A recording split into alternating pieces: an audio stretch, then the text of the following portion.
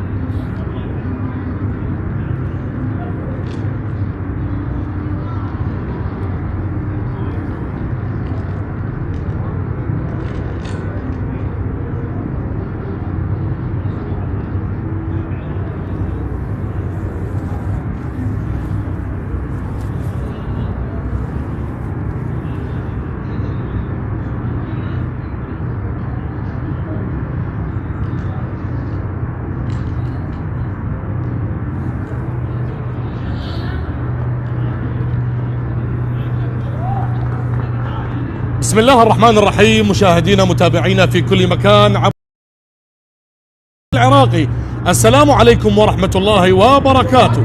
هنا حيث اليوم الثاني لحساب الجولة التاسعة وفي آخر يوم في عام 2025، أقول لكم مساء الختام، مساء الكلمة الأخيرة، وهنا في ملعب فرانسو حريري تكتب حكاية جديدة قبل أن نطوي صفحة عام طويل.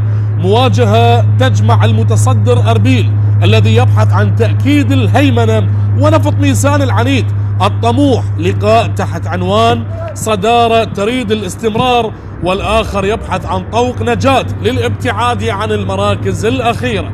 90 دقيقة تفصلنا عن صافرة الوداع لهذا العام.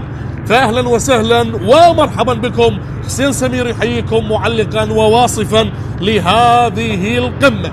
أربيل من أجل التمسك بالصدارة بعد اغتراب ديالى والفارق نقطة واحدة فقط مع الوصيف، إذن مواجهة ستكون صعبة بالنسبة للطرفين. أربيل بالمركز الأول برصيد 20 نقطة، نفض ميسان في المركز ال 17 برصيد 5 نقاط. إذن الطاقم التحكيمي اللي يقود مجريات هذا اللقاء بقيادة الحكم أمجد كامل، يساعد واثق مدلل هاني إبراهيم، علي إبراهيم، وبغرفة الفيديو أحمد عسكر. إذن تشكيلة المدربين مواجهة قوية ستكون ما بين الجنرال باسم قاسم مدرب نادي أربيل وما بين الشاطر حسن أحمد مدرب نفض ميسان. على بركة الله ستنطلق صافرة أمجد كامل، والأجواء الباردة على مستوى حالة الطقس هي من تركت أو من جعلت الجماهير عدم حضورها اليوم بأرضية ملعب فرانسو حريري. هذا على سعد وأول الكرات. أيضا تشكيلة الفريقين بالنسبة لأصحاب الدار بحراسة المرمى كوميل سعدي، خط الدفاع أحمد زيرو، هارون الزبيدي، مامادو ديارة، عمر جنكي، همام طارق، أكو حزير، معتز زدام، وبخط المقدمة مصطفى قابيل، شيرزود، تيميروف، وراندوفيتش. أما بالنسبة لفرسان المملكة بحراسة المرمى حسن نجم، بالخط الدفاعي واتارا، محمد سلام، مصطفى عبد الجليل، ومهند حبيب. بخط الوسط علي لطيف، كريست كوفاما. بخط المقدمة على سعد، حسين كاظم، وديمي داود. هكذا هي خيارات الشاطر حسن أحمد والجنرال باسم قاسم. مواجهة تجمع كلا المدربين أصحاب الخبرة والإنجازات. إذن بالنسبة لأربيل اللي يبحث عن تأكيد الصدارة، وبالنسبة لفرسان المملكة من أجل البحث عن النقاط المهمة لهذا اللقاء. كرة من الطرف الأيمن لا زالت لم تغادر. الله الله الله على كعب مرور، لكن الكرة تحولت إلى خارج الملعب. بنفس التوقيت زاخو يستضيف الكناري، مواجهة ما بين أبناء الخابور والكناري هنالك بملعب زاخو في أجواء تغطيها الثلوج وكأنها أجواء أوروبية. هنا في أربيل أنا وإياكم للقاء أربيل والنيسان، أيضا أجواء باردة على مستوى حالة الطقس. حاضر الشاطر حسن أحمد صاحب 69 عام، لاعب سابق، لعب للصناعة وشباب الساحل اللبناني، لعب لأربيل والكهرباء، نفط ميسان والنفط والطلبة والنجف. أيضا هنا هذه كرة واتارا الذي تدخل الماضي، وبذلك الكرة اللي حارب من الطلبة لقيادة أربيل، لاعب لمنتخباتنا الوطنية في فترة الثمانينيات، لعب في كأس العالم 1986 مباراة واحدة، وأيضا لعب للشرطة. على مستوى الجانب التدريبي باسم قاسم حقق لقب الدوري 3 مرات مع 3 أندية مختلفة، 2015 مع الجوية 2016. هكذا هي احصائيات وارقام الجنرال باسم قاسم. ايضا هوليا، القلعة الصفراء ونفط ميسان، فرسان المملكة. مباراة ستكون صعبة على الفريقين، بالاخص فريق اربيل يلعب على ارضه من دون جمهور اليوم، لكن دخول سريع لاربيل والتمريرة اصطدت وعملية الابعاد. كريست كوفاما كان قريبا باللقطة الماضية. الاجواء اوروبية، الاجواء عالمية. هنا العراق وهنا دوري نجوم العراق موسم 2025-26، وفي اخر يوم في عام 2025 لقاء القمة، لقاء النقاط الثلاث المهمة، نقاط المتصدر الذي يبحث عن تأكيد الصدارة، ونفط ميسان لفرحة ينشرها هنالك في محافظة ميسان والابتعاد عن المراكز الأخيرة. فمن سيكون صاحب الحظ السعيد ومن سيقدم الأداء المتناسق للبحث عن خطف النقاط الثلاث؟ نشاهد وننتظر. في نفس التوقيت زاخو والكرخ، أربيل ونفط ميسان. هنا الكرة للحارس حسن نجم. أما بالساعة 6:30 ستكون هنالك أيضا قمم كروية على مستوى دورينا. الغراف يستضيف القرمة والطلبة يستضيف الموصل. هكذا هي حكايات الجولة 9 لحساب دورينا هذا الموسم. أيضا منذ سنبدأ يوم الأحد القادم جولة 10 يوم 5 مباريات، ضغط المباريات على مستوى الدوري بسبب التوقفات الأخيرة. سنشاهد مباريات ومنافسات ملحمية خلال أيام قليلة، كل 3 أو 4 أيام سنشاهد جولة، وهذا ما سيعطي منافسة شرسة. لكن أيضا سيتم تزويد الفرق والأندية بلاعبين محترفين بالفترة القادمة. أربيل نفط ميسان على ما أعتقد مباراة زاخو والكرخ حتى اللحظة لم تنطلق صافرة البداية بسبب الأحوال الجوية. أما أربيل ونفط ميسان لا زالت مستمرة الأحداث، أجواء مميزة ما بين الأصفر القلعة الصفراء وما بين فريق نفط ميسان اللي يرتدي لونه المعتاد، اللون العنابي. لذلك الأجواء لا زالت مستمرة، الفريقين أو الفريقين هادئين حتى هذه اللحظة. الخطوط الدفاعية لا زالت متماسكة، لم يدخلون اللاعبين لأجواء اللقاء بعد. الأجواء باردة أي نعم على مستوى حالة الطقس وتساقط بعض الثلوج بصورة خفيفة. أجواء أوروبية، تشعر بأنك تشاهد واحدة من ليالي الأجواء الأوروبية الخالصة. هنا فرسان المملكة وهنا الانطلاق، لكن الخط الدفاعي يتدخل مامادو ديارا اللاعب الفرنسي. مامادو ديارا هذا الاسم يعرف تماما عاشقين ريال مدريد، مامو ديارا، لكن هنا مامادو ديارا اللاعب الفرنسي. وهنا أجواء دورينا، دوري نجوم العراق. هذا هو الأوزبكي الذئب الأبيض هداف دورينا حتى اللحظة شيرزود تيميروف. كرة تعود. بالحديث عن اللاعبين الأوزبكيين في الليلة الماضية، قاسيموف سجل هدفين على الشرطة مع أمانة بغداد. كرة تلعب، الله على الفكرة، لكن كرة عادت إلى كريست كوفاما. كريست كوفاما تألق ملحوظ للاعبين الأوزبكستانيين في دورينا. تحدث عن اللاعب تيميروف اللي هو هداف دورينا برصيد 8 أهداف، وبالجانب الآخر عريس الليلة الماضية قاسيموف لاعب أمانة بغداد اللي سجل هدف من ركلة حرة مباشرة على الشرطة، وهدف الثاني سجل برأسية في الليلة الماضية، ليلة تعثر الكبار بخسارة القوة الجوية أمام دهوك بثنائية نظيفة، وخسارة الشرطة أمام أمانة بغداد بهدفين مقابل هدف. أيضا الكرة لمصلحة أربيل على التنفيذ، همام طارق بكرة تحولت أو لا زالت لم تنفذ الآن، سينفذها بهذه الأثناء همام طارق. الأجواء لا زالت هادئة، وما يميز نادي أربيل هو أن يلعب على أرض ما بين جماهيره اللي تغطي كل أرجاء الملعب، لكن اليوم معذورين الجماهير صراحة. نتكلم واقعيا، هذا هو تيميروف هداف الدوري حتى اللحظة برصيد 8 أهداف، ونعود نتكلم عن الجماهير، يعني نعطيهم العذر. أجواء جدا باردة، واليوم أيضا هي آخر يوم في عام 2025، يعني تقريبا الجميع تجنب الخروج بهذه الأجواء الباردة، أيضا تجنبا للازدحامات على مستوى الشوارع، والكل يجلس في بيته ويشاهد عبر شاشات التلفاز.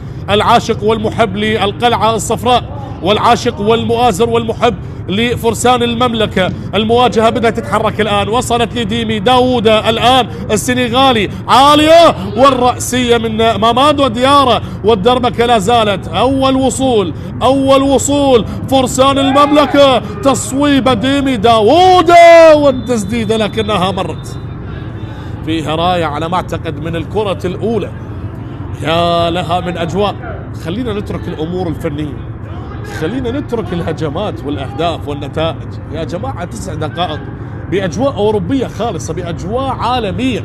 عندما نتكلم دائما ونقول هذه الكلمات هي تعبير مجازي، تقول الأجواء أوروبية وعالمية، لكن اليوم الأمور واقعية. تشعر بأنها واحدة من ليالي الدوريات الأوروبية. أربيل نفط ميسان، فرانسو حريري هنالك في أربيل، والنتيجة 0-0 حتى هذه اللحظة. كرة تلعب من الطرف الأيمن، هذا هو على سعد. دائما ما يأتي ويزف السعد والفرح في قلوب عاشقي نفط ميسان. تحدث عن المباريات، كلا الفريقين قادمون من تعادل. أربيل تعادل مع ديالى في الجولة الماضية هدف مقابل هدف، نفط ميسان تعادل مع الموصل هدف مقابل هدف. اليوم ليلة تصحيح المساء، لكن بالحديث عن نادي أربيل منذ الجولة الأولى حتى هذه الجولة لم يخسر ولا خسارة. انتصر على النجف، على الميناء، تعادل مع الكهرباء، لكن أيضا ونوروز والغراف، وتعادل مع ديالى. يعني التعادل بمباراتين و6 انتصارات. هكذا هي الإحصائيات والأرقام. لكن بالنسبة لنفط ميسان، أول مباراة خسر من الميناء، ثاني مباراة انتصر على نوروز، ثالث مباراة خسر من الغراف، رابع مباراة خسر من أمانة بغداد، خامس مباراة خسر من الكرخ، وسادس مباراة تعادل مع دهوك، ثامن مباراة تعادل مع الموصل. انتصار واحد على نوروز بثنائية مقابل هدف بإمضاء اللاعب ماثيو وعلي لطيف. أيضا مخالفة والدقيقة 11 من شوط اللقاء الأول على التنفيذ الآن بهذه اللحظات. تلعب الكرة عالية داخل منطقة الجزاء، رأسية لا زالت بعيدة، هذه الكرة بعيدة. الأجواء هادئة صراحة، الأجواء هادئة من دون أي هجمة حتى هذه الدقيقة. لا زال اللاعبين لم يدخلون بأجواء المباراة بعد، لا زالت الهجمات غائبة عن هذا اللقاء، التحفظ موجود من كلا الفريقين، الأجواء باردة أي نعم، ولا زلنا لم نشاهد أي هجمات وأي تهديدات مباشرة على كلا الحارسين كميل سعدي وحسن نجم. لذلك لمن يشاهد بأن المباراة لا زالت هادئة بهذه اللحظات، فلا أستطيع أن أتحكم برتم اللقاء. أنا شخصيا نشاهد على أو داخل الملعب ماذا يحصل ونوصف ذلك. الأمور لا زالت هادئة، أستطيع أن أقدم لك عزيزي المشاهد رتم عالي والمباراة متوقفة. دائما ما نقول بأن تكون المباراة مليئة بالهجمات، أن تكون المباراة مليئة بالأهداف، أن تكون المباراة فيها لحظات وصول لأكثر من مرة، تهديدات مباشرة حتى اللحظة. ودخلنا بالدقيقة 12 المباراة لا زالت هادئة، ولا زلنا نتكلم بالجانب الفني والجانب التحضيري والأرقام والإحصائيات. تتحدث أيضا عن المواجهات اللي جمعت الفريقين منذ عام 2014 حتى هذه اللحظة. هذه هي المواجهة رقم 15 ما بين أربيل ونفط ميسان. كرة من اليسار الآن، همام التمويه الممتاز، همام طارق، كرة عالية والإبعاد عن الخط أو من الخط الدفاعي، والرأسية لا زالت. يتدخل حسن نجم، وكرة من الجهة اليسرى، عمر جنكي والإبعاد، والتمريرة وصلت لكريست كوفاما. كوفاما اللي صنع هدف لديمي داوود أمام الطلبة. تحدث عن المواجهة في دور أو في الجولة السادسة. خاطئة الكرة، انطلاقة لأربيل، البحث الآن عن تيميروف. الأوزبكي انطلق، الأوزبكي يحاول محاصر الأوزبكي ويتحصل على ضربة ركنية. ضربة ركنية بهذه اللحظات. هذا هو واتارا اللاعب الإيفواري، وهذا هو الأوزبكي شيرزود تيميروف، وهذا الحارس حسن نجم. على التنفيذ همام طارق. انتقل همام طارق مع المدرب قاسم. همام طارق من الطلبة إلى أربيل، وعلى التنفيذ الآن هو القائد همام طارق بكرة عالية داخل منطقة الجزاء الرأسية، والإبعاد. الإبعاد من الخط الدفاعي لا زال، وكرة لا زالت على الطرف الأيمن. تمريرة تصل من الطرف الأيمن لكن مستخلصة أصبحت الآن. حكم اللقاء أمجد كامل يقول لك العب. تمريرة لا زالت، تيميروف يتركها إلى زميله، لا زالت من اليسار داخل منطقة الجزاء، والرأسية رأسية وإبعاد تعود إلى تسديدة من بعيد من همام طارق من دون أي تركيز يذكر باللقطة الماضية، وبذلك طالت الكرة. همام طارق، أجواء لا زالت هادئة والأمور صعبة. هذا هو أولادميلا ماثيو اللاعب النيجيري، نسر من نسور نيجيريا. وعلى التنفيذ الآن لنفط ميسان. المواجهات الخمس الأخيرة لم ينتصر نفط ميسان ولا مرة على أربيل. الموسم السابق فاز أربيل 3-2 وتعادلا بهدف مقابل هدف. الموسم قبل السابق فاز أربيل 2-0 وأيضا تعادلا بهدف مقابل هدف. آخر فوز لنفط ميسان كان في موسم 2022 بنتيجة 2-1 على أربيل. دائما هكذا الإحصائيات تكون معقدة، لكن نتكلم اليوم بالحاضر، نتكلم بالواقع، نتكلم عن ما نشاهده. وهنا كرة من اليسار، انطلاقة لا زالت، محاولة لعلي لطيف، لكن الكرة تحولت إلى رمية جانبية لمصلحة فريق نفط ميسان. على التنفيذ كرة تلعب ومستخلصة لأربيل، البحث عن الصربي لكنها طالت على رادونوفيتش والكرة إلى خارج الملعب. رمية جانبية الآن، الأمور لا زالت هادئة، والكرة لمصلحة همام طارق. همام، عملية الانتظار بهذه اللحظات تأخر فيها همام، تأخر فيها ونفذها إلى الصربي رادونوفيتش. عادت مرة أخرى سريع الكرة برأسية تحولت من اليسار، تمويه ممتاز، تحضير لا زال، البحث عن المساندة، البحث عن التمويه. كرة وصلت جميلة، مصطفى يمرر، لا زالت على اليسار همام والرأسية، لكن لا زالت. الله الله الله الله، أول تسديدة مباشرة على المرمى عن طريق اللاعب مصطفى قابيل، لكنها مرت إلى خارج الملعب. الكرة طالت 2006 مع المدرب أكرم سلمان، 2007 و2008 مع المدرب ثائر أحمد، 2011 مع السوري المدرب نزار محروس. منذ عام 2011 حتى هذه اللحظة شارك في دوري أبطال العرب في عام 2006، وشارك في دوري أبطال آسيا 2008. تاريخ مميز بالنسبة لأبناء القلعة الصفراء. هذا هو مامادو ديارا اللاعب الفرنسي، والكرة اللي لا زالت من الطرف الأيمن.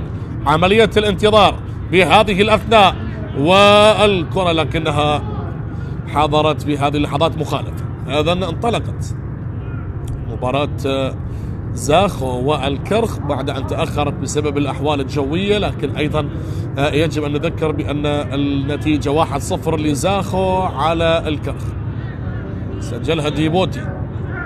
هدف لزاخو على الكرخ بإمضاء ديبوتي، وهنا المباراة لا زالت 0-0 من دون أهداف. لازلنا نترقب، لازلنا نشاهد مخالفة لمصلحة نفط ميسان، عالية الكرة والرأسية أبعدت باللقطة الماضية. البحث عن مرتدة لكنها مستخلصة بهذه الأثناء. عالية الكرة، الله على التمريرة والله على الفكرة، لكن يتدخل الشيرزود تيميروف المهاجم المتراجع للتغطية الدفاعية، وبذلك الكرة إلى ضربة ركنية لنفط ميسان. شوفها بالإعادة، أنا ما أعتقد متسللا، أي نعم كان متسللا، وبذلك الكرة إلى ضربة ركنية الآن على التنفيذ بهذه اللحظات بهذه الأثناء. بكرة لا زالت داخل منطقة الجزاء، ومصطفى قابيل يشتت الخطر باللقطة الماضية. كرة لا زالت، البحث عن همام ويتحصل على مخالفة اللاعب همام طارق.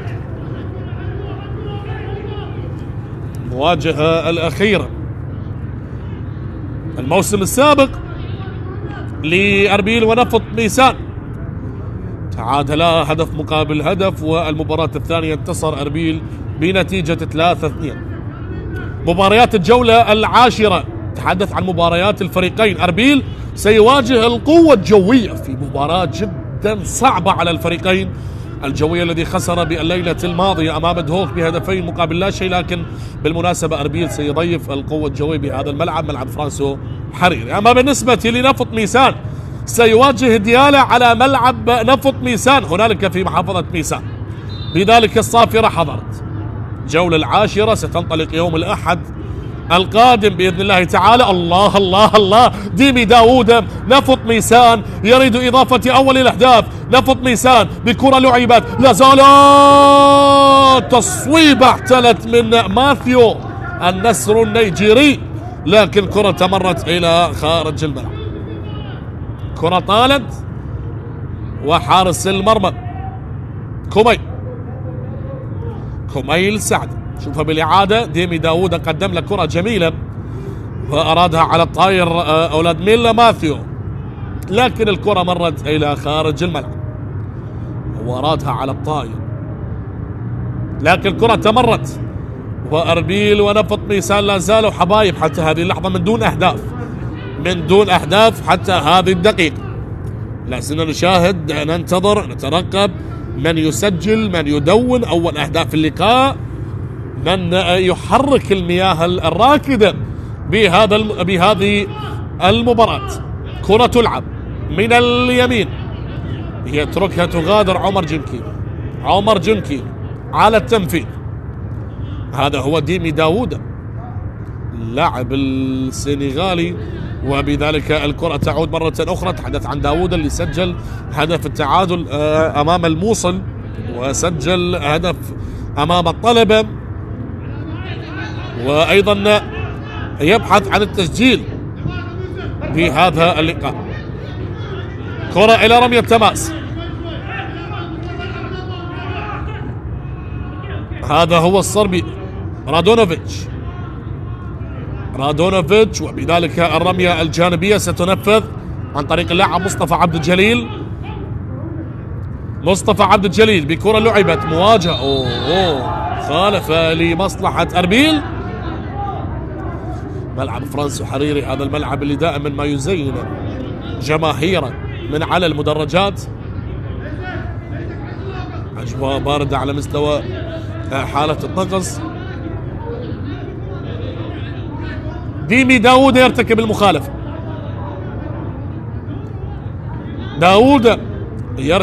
المخالفة، وبذلك الحديث لا زال. الدقيقة 22 0-0 حتى هذه اللحظة. أجواء هادئة لا زالت تسيطر وتخيم على هذا اللقاء. على التنفيذ همام طارق المتخصص لتنفيذ الكرات الثابتة. همام طارق لأربيل، فرصة لهدف أول، رأسية اعتلت، لا زالت حاضرة. تصويب الأول، حسن نجم هو من يتصدى لهذه الفرصة الخطيرة من أحمد زيرو الظهير الأيسر المندفع نحو الأمام. وعلى التنفيذ الآن أحمد زيرو، تركيز العالي، القلعة الصفراء. أربيل يبحث عن إضافة أول الأهداف، والرأسية أبعدت وللبحث عن المرتدات، لكن علاء سعد بعيد عن هذه الكرة، أو هي الكرة بعيدة عن علاء سعد. أوه الثقة هنا الثقة تكون قاتلة في بعض الأحيان. يا أكو حزير، كرة تلعب للفرسان، فرسان المملكة. يا عيني يا عيني، الله الله الله الله الله الله الله الله الله على التمريرة وعلى الحارس كميل سعدي. كميل سعدي وردة الفعل الجميلة، وحسين كاظم يهدر فرصة ذهبية لإضافة أول أهداف اللقاء. تمريرة وصلت على طبق من ذهب، لكن الفرصة ضاعت. كرة لا زالت لنفط ميسان. نفط ميسان الآن من اليسار، تنفذ لي على سعد. على سعد هو المحرك الرئيسي الذي يتحرك بكل زوايا الملعب من أجل أن يقدم التمريرات ويصنع الفارق لنفط ميسان. كرة من اليسار الآن، تيميروف الهداف بكرة سريعة، السرعة، التحضير، المواجهة، 1 على 1. الكرة عادت إلى شيرزود. تيميروف مواجهة ما بين باسم قاسم الجنرال وما بين الشاطر حسن أحمد. لا زالت القمة مشتعلة. تيميروف دوران مع الكرة يبحث من خلالها، ولا زالت الآن تحضير أول، تحضير ثاني. التمريرة وصلت لكنها عادت. همام طارق من اليسار، اصطدت الكرة وتحولت من اليسار. لا زالت الله الله لأربيل، والكرة مرت باللقطة الماضية. مصطفى عبد الجليل لتنفيذ هذه الرمية الجانبية. مصطفى عبد الجليل، الأجواء المميزة اللي بدأت تتحرك، أجواء اللقاء، رغم أننا حتى هذه اللحظة لم نشاهد الأهداف. لم تهتز الشباك بالنسبة لحارس المرمى حسن نجم ولا للحارس كميل سعدي. هذا آكو حزير القادم من ندهوك، لاعب الوسط المميز اللي قدم موسما سابقا مثاليا وحصد اللقب كأس العراق. هذه هي اللقطة لحسين كاظم الذي تألق فيها الحارس كميل سعدي. تعود مرة أخرى من اليمين، طلاق الآن، أربيل والسرعة، تيميروف الخطير لا يجب أن يتركوا له المساحات. سلامات، فقد التوازن، أجواء باردة. هنا انطلاقة، لكن هنا لقطة علي لطيف. تعود مرة أخرى بلمسة لا زالت بوسط الملعب، تحضير لا زال، مستخلص الكرة، مرتدات أربيل، طلاقة الأول، المتصدر يؤكد. هل يؤكد هذه اللقطة؟ تأخر فيها هذه الكرة، وتعود إلى فرسان المملكة أبناء ميسان. والكرة اصطدت بحكم اللقاء، والقانون الجديد يجب أن تكون كرة إسقاط إذا اصطدت الكرة بحكم اللقاء، ليس كما كان في السابق الحكم جزء من اللي استمر. قوانين جديدة أيضا. هذا هو اللي كان أمامك بالصورة، اللاعب معتز زداء اللاعب التونسي، وبذلك كرة إسقاط تنفذ. بعد ذلك اللقطة هذه المخرج اللقاء يذكرنا فيها للمرة الثانية، يعني صراحة فرصة خطيرة جدا، هي أخطر فرصة باللقاء، أخطر فرصة كانت لحسين كاظم لنفط ميسان لإضافة أول أهداف اللقاء، لكن الحارس كميل سعدي تألق وتعملق للتصدي على التنفيذ. أو كرة لا زالت لمامادو ديارة إلى زميله اللاعب اليمني هارون الزبيدي، بكرة لعبت من اليسار. مصطفى عبد الجليل زاد بالسرعة، يحاول الآن مصطفى عبد الجليل، لكن غادرت الكرة إلى خارج الملعب. مصطفى عبد الجليل لعب لنفط البصرة ونوروز والنجف والزوراء والكهرباء وزاخ. وتوجيهات الآن من باسم قاسم مدرب أربيل اللي يريد أن يبقى متصدرا للمحافظة على الصدارة. وكرة لا زالت الآن لمصلحة نفط ميسان، تدخل ممتاز، كرة مستخلصة، لا زالت الآن طلاقة لمصلحة أربيل. تمريرة من اليسار بعدما قطعها أكو حزير. الكرة اللي تلعب من الطرف الأيمن، رأسية من مصطفى إلى الحارس حسن نجم. بالمناسبة حسن نجم هو كان الحارس الأساسي بأول مباراة في الجولة الأولى أمام الميناء اللي خسر فيها نفط ميسان بثلاثية مقابل هدف. الهدف الوحيد اللي سجل نفط ميسان كان من ركلة جزاء سجلها اللاعب ديمي داوودة. بطاقة صفراء على حسين كاظم، بطاقة صفراء على حسين كاظم. حسين كاظم والبطاقة الصفراء بهذا اللقاء، أول البطاقات.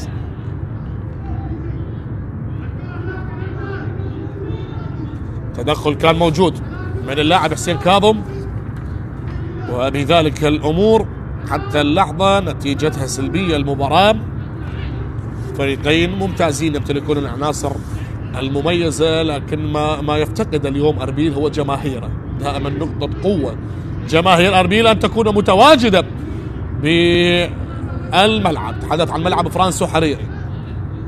كرة من اليسار بانتظار التنفيذ لنادي أربيل، قريبين من الدخول لنصف ساعة أولى من هذا اللقاء. ماذا هنالك يا سيد الحكم أمجد كامل، أيضا مصطفى عبد الجليل.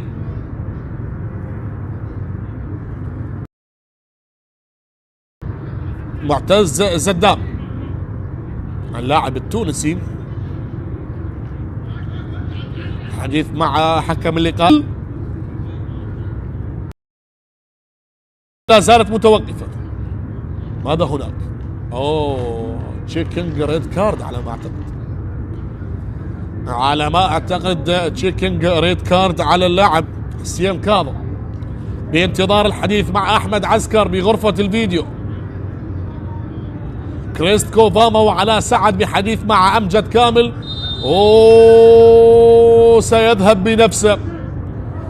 سيذهب بنفسه الحكم أمجد كامل ليشاهد اللقطة. رادونوفيتش اللاعب الصربي، بالتأكيد متعودين الصربيين على هكذا أجواء باردة، وبذلك حكم اللقاء أمجد كامل سيشاهد بنفسه. هذه اللقطة عملية الدهس على القدم اليسرى للاعب مامادو ديارة. هنا هذه اللقطة سيبقى تقدير حكم اللقاء. ماذا سيقرر أمجد كامل؟ ماذا سيؤكد أمجد كامل؟ والكاميرا والصورة على حسين كاظم. هل لهذه الدرجة اليوم غير موفق حسين كاظم؟ قبل لحظات أضاع فرصة هدف محققة، والآن تشيكينج ريد كارد. هل من الممكن أن يطرد بالبطاقة الحمراء أو لا؟ القرار لحكم اللقاء، هو قاضي المباراة. تدخل موجود. هل سيكتفي فقط بالبطاقة الصفراء التي أشهرها قبل لحظات؟ هل سيكتفي فقط بالبطاقة الصفراء أم هنالك كلام آخر؟ ماذا سيقول أمجد كامل؟ لنشاهد ونترقب وننتظر. تدخل كان على اللاعب الفرنسي مامادو ديارة. توقف المباراة. الشاطر حسن أحمد لا يريد أن يفقد أحد أضلاع المهمة، وفي الدقيقة 31 ستكون المهمة صعبة إذا تعرض حسين كاظم للبطاقة الحمراء. تقنية الVAR، تقنية الفيديو الفار تتدخل، وأمجد كامل يشاهد بنفسه. أمجد كامل يشاهد بنفسه. وعادت أكثر من مرة، شاهدها أكثر من مرة، وهو قرار ماجد. ماذا يا أمجد؟ لا، ماذا يا أمجد كامل؟ سيصل القرار. هل تلغى البطاقة الصفراء تلغى البطاقة الصفراء. غير موفق اليوم حسين كاظم، غير موفق اليوم حسين كاظم بعدما أهدر انفراد حقيقي مع الحارس. الآن يخرج بالبطاقة الحمراء بالدقيقة 32 بعد التدخل على الفرنسي مامادو ديارة. الآن البطاقة الحمراء، موقف لا يحسد عليه، تدخل كان موجود، وبتقدير حكم اللقاء أمجد كامل أكد البطاقة الحمراء على فرسان المملكة. تدخل كان على مستوى الكاحل الأيسر، عملية الدهس كانت.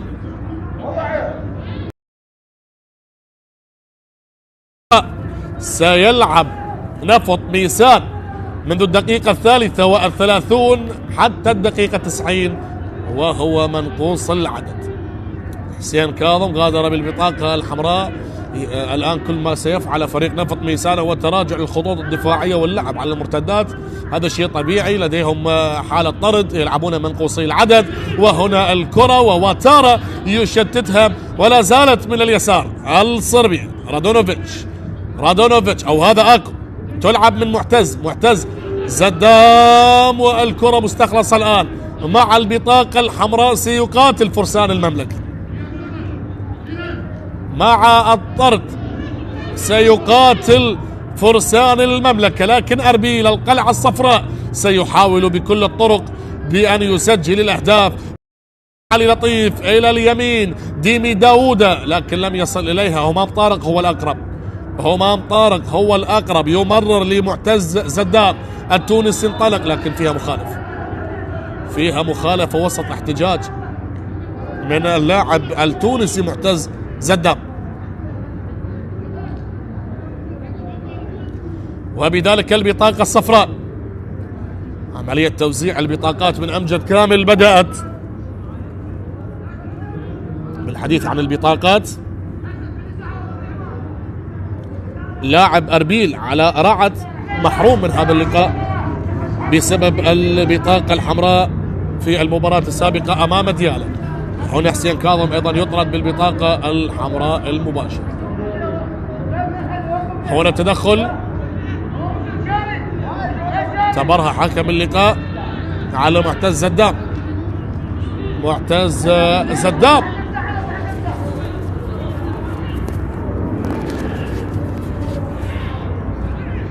ايضا التونسي يتحصل على البطاقة الصفراء.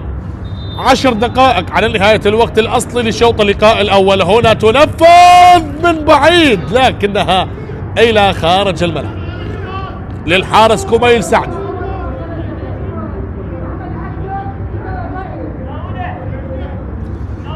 على التنفيذ، كرة لأربيل، تراجع أربيل ب6 لاعبين حتى اللحظة للخطوط الدفاعية، والكرة تلعب من الطرف الأيسر. لا زالت الآن، فقد التوازن، عادت لعلي لطيف. همام طارق يتحصل على المخالف. أجواء باردة على مستوى حالة الطقس، وممكن الإصابة تكون جدا مزعجة على اللاعبين. اهدأ يا معتز، لديك بطاقة صفراء. الاحتجاج سيولد البطاقة الحمراء. هنا هو فقد التوازن، لكن تدخل من علاء سعد على همام طارق. بذلك أمجد كامل يطالب باستئناف اللعب. بطاقة حمراء على نفط ميسان، وأربيل يحاول أن يسجل أول أهداف اللقاء. هذا همام طارق قائد الفريق. الحديث لا زال متواصل بهذه اللحظات. احتجاج على ما يبدو، احتجاج من الكادر الفني لنفط ميسان.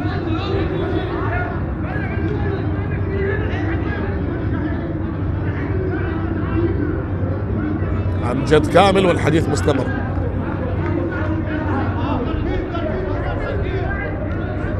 احتجاج، أعصاب، توتر، كل هذا، والمباراة لا زالت من دون أهداف. كل هذا ولا زالت المباراة من دون أهداف. كرة من اليسار الآن، الدقيقة 38 واستئناف اللعب لتصل إلى عمر جنكي من اليمين. عمر جنكي يرسل كرة للخط الدفاعي، لا زالت من هارون إلى ماماد ديارة. ماماد ديارة، كرة يسارية تنقل على الطرف الأيمن لمصلحة أحمد زيرو.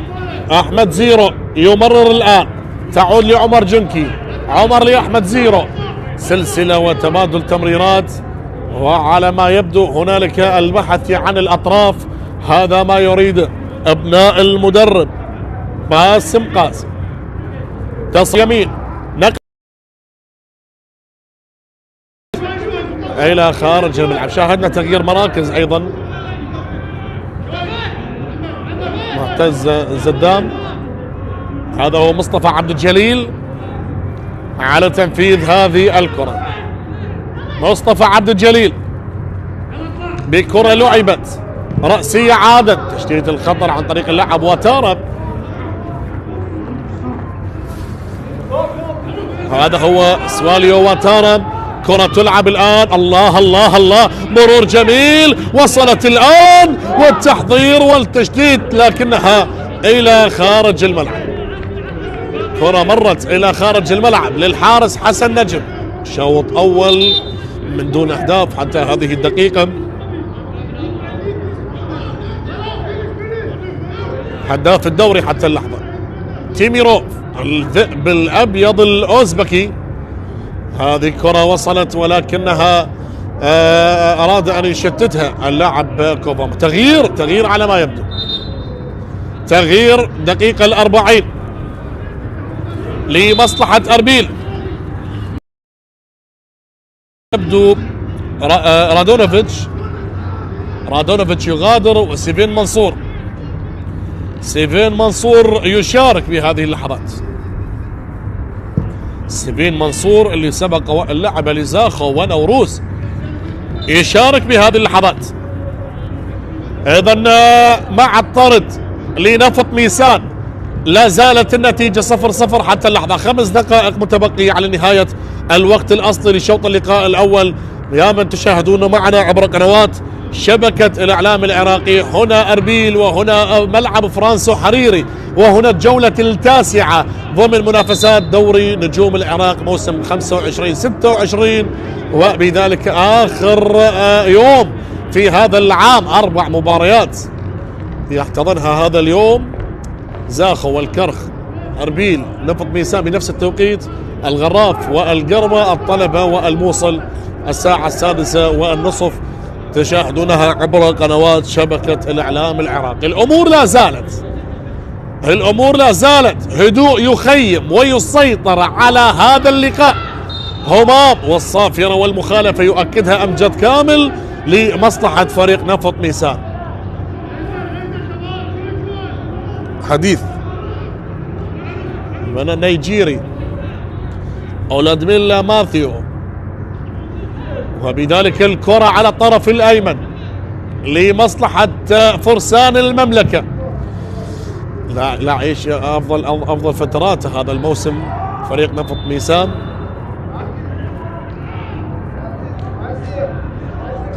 الموسم السابق موسم 2024 فريق نفط ميسان حقق نتائج طيبة، يعني انتصر ب 14 مباراة، خسر ب 15 مباراة، تعادل ب9 مباريات، سجل 42 هدف، لكن استقبل 46 هدف. تحدث عن الموسم السابق. وأيضا أفضل مركز حقق النادي هو المركز الخامس موسم 2018. على التنفيذ مخالفة لنفط ميسان، فرسان المملكة مع الطرد، وكميل سعدي بهذه اللحظات. عودة من واتارا بصورة سريعة، يلعبون من قصي العدد. صراحة مباراة هادئة، مباراة حتى هذه اللحظة. هل نتكلم عن الأجواء الباردة هي السبب؟ هل نتكلم عن غياب جماهير أربيل الذي غاب الاندفاع بالنسبة للاعبين القلعة الصفراء؟ أما بالنسبة لنفط ميسان الطرد سيكون مؤثرا بالتأكيد، بالأخص بالشوط الثاني ستكون الأمور مختلفة، سنشاهد إضافات. وبذلك الكرة وصلت بوسط الملعب، لا زال أربيل يتلاعب لاعبيه بكراتهم بالخطوط الدفاعية، التراجع لا زال يسيطر بهذه الأثناء. تمريرة تحولت، لا زالت إلى مامادو ديارة إلى همام طارق. لماذا متراجعين لاعبي أربيل؟ هنا نضع علامات الاستفهام. كرة لا زالت بوسط الملعب، تمريرة من اليسار للبحث عن التحضير. تيميروف يستلم الكرة، دوران، بعد ذلك العودة على اليسار، نقلة تحولت من هنالك لهمام طارق. همام طارق بكرة، الله الله يا عيني يا همام، تمريرة لا زالت. عمر جنكي من اليمين، عرضية عالية والرأسية، لكنها تحولت إلى حسن نجم. حسن نجم أمام مصطفى قابيل، من اللاعبين المميزين. مصطفى قابيل، الكرة التي نفذت باللقطة الماضية وبذلك عادت برأسية، لكنها تحولت من الطرف الأيسر. هدول لا زال يسيطر على هذه المباراة. كرة تلعب، بدأوا يعتمدون على الكرات العالية. تدخل الآن حكم اللقاء يقول لك العب قريب جدا. أمجد كامل، كرة فريق نفط ميسان على حامل الكرة، تشتيت الخطر والكرة إلى رمية جانبية، رمية تماس. تدخل على لاعب أربيل، لكن حكم اللقاء يطالب الاستمرار. لا زالت من الطرف الأيمن، تحضير موجود، وبذلك الكرة لعبت. مباراة تحتاج إلى أهداف، مباراة تحتاج إلى هدف ليحركها، مباراة لا زالت هادئة من دون فعاليات تذكر سوى تهديد واحد. هنا تدخل باللقطة الماضية على لاعب أربيل مصطفى قابيل، وبذلك الكرة تعود. شوف مخرج اللقاء يعيشنا كل تفاصيل، وإن كانت المباراة مستمرة. نقل التلفزيوني الجميل اللي تشاهدوه عبر قنوات شبكة الإعلام العراقي. الكرة اللي لا زالت من الطرف الأيسر، هذا همام طارق، نقلة تحولت إلى مامادو ديارة، مامادو إلى هارون. أربيل لا زال هادئا، نفط ميسان لا زال متماسكا. هذا شيء طبيعي أن يتراجع للخلف للخطوط الدفاعية، فهو يلعب منقوص العدد، يلعب ب10 لاعبين. كرة لا زالت من اليسار، تلعب بهذه الأثناء، سهلة للحارس حسن نجم. الوقت الأصلي انتهى. كم دقيقة سيقدمها الطاقم التحكيم؟ كم دقيقة سيقدمها الطاقم التحكيمي؟ 4 دقائق كوقت بدل ضائع يقدمها أمجد كامل. على ما يبدو هنالك إصابة.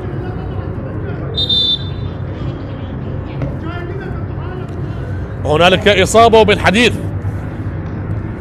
عن النتائج السلبية، يعني أعطيك معلومة سريعة. مرة واحدة انتهت مباراة أربيل ونفط ميسان من دون أهداف، كانت في موسم 2018، انتهت 0-0 ما بين الفريقين. بالحديث عن الأهداف المسجلة في تاريخ مواجهات الفريقين، 34 هدف بالمجمل، 20 هدف لأربيل و14 هدف لنفط ميسان. أربيل يتفوق بالمواجهات والانتصارات. أربيل انتصر ب7 مباريات على نفط ميسان مقابل 3 انتصارات لفرسان المملكة. حضر التعادل 4 مرات، 4 مرات فقط حضر التعادل ما بين الفريقين. أكبر نتائج كانت في موسم 2022 عندما انتصر أربيل 3-1. على التنفيذ الآن، كرة من الجهة اليسرى سريعة تلعب بهذه اللحظات. تيميروف الأوزبكي الذي يعول عليه أربيل هذا الموسم سجل 8 أهداف، منها 3 ركلات جزاء. سجل جزاء على النجف وعلى الغراف وعلى ديالم. بالنسبة لنفط ميسان، ديمي داوود سجل 3 أهداف على سعد هدفين.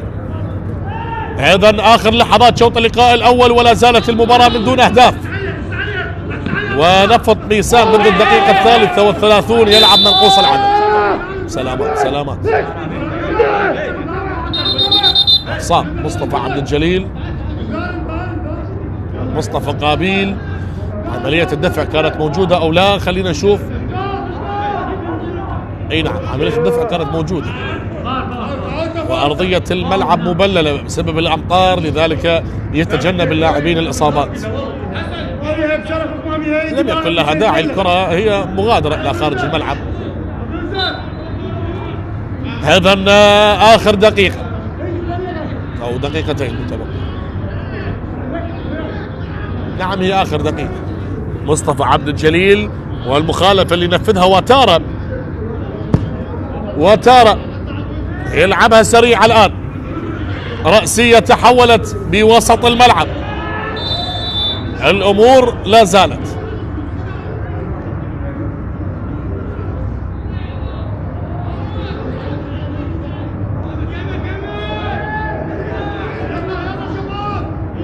آخر لحظات شوط اللقاء الأول،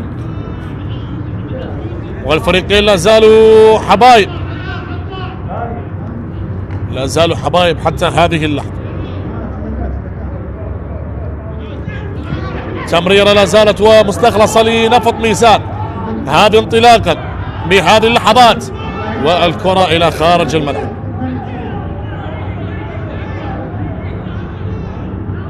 أيضا مباراة من دون جماهير أربيل، والوقت انتهى وصافرة لنهاية شوط اللقاء الأول بالتعادل السلبي ما بين أربيل ونفط ميسان، ونفط ميسان منقوص العدد منذ الدقيقة 33. إذن أيها الأحبة لا تذهبوا بعيدا، لنا عودة بالشوط الثاني وماذا سيفعل باسم قاسم وحسن أحمد للنقاط الثلاث.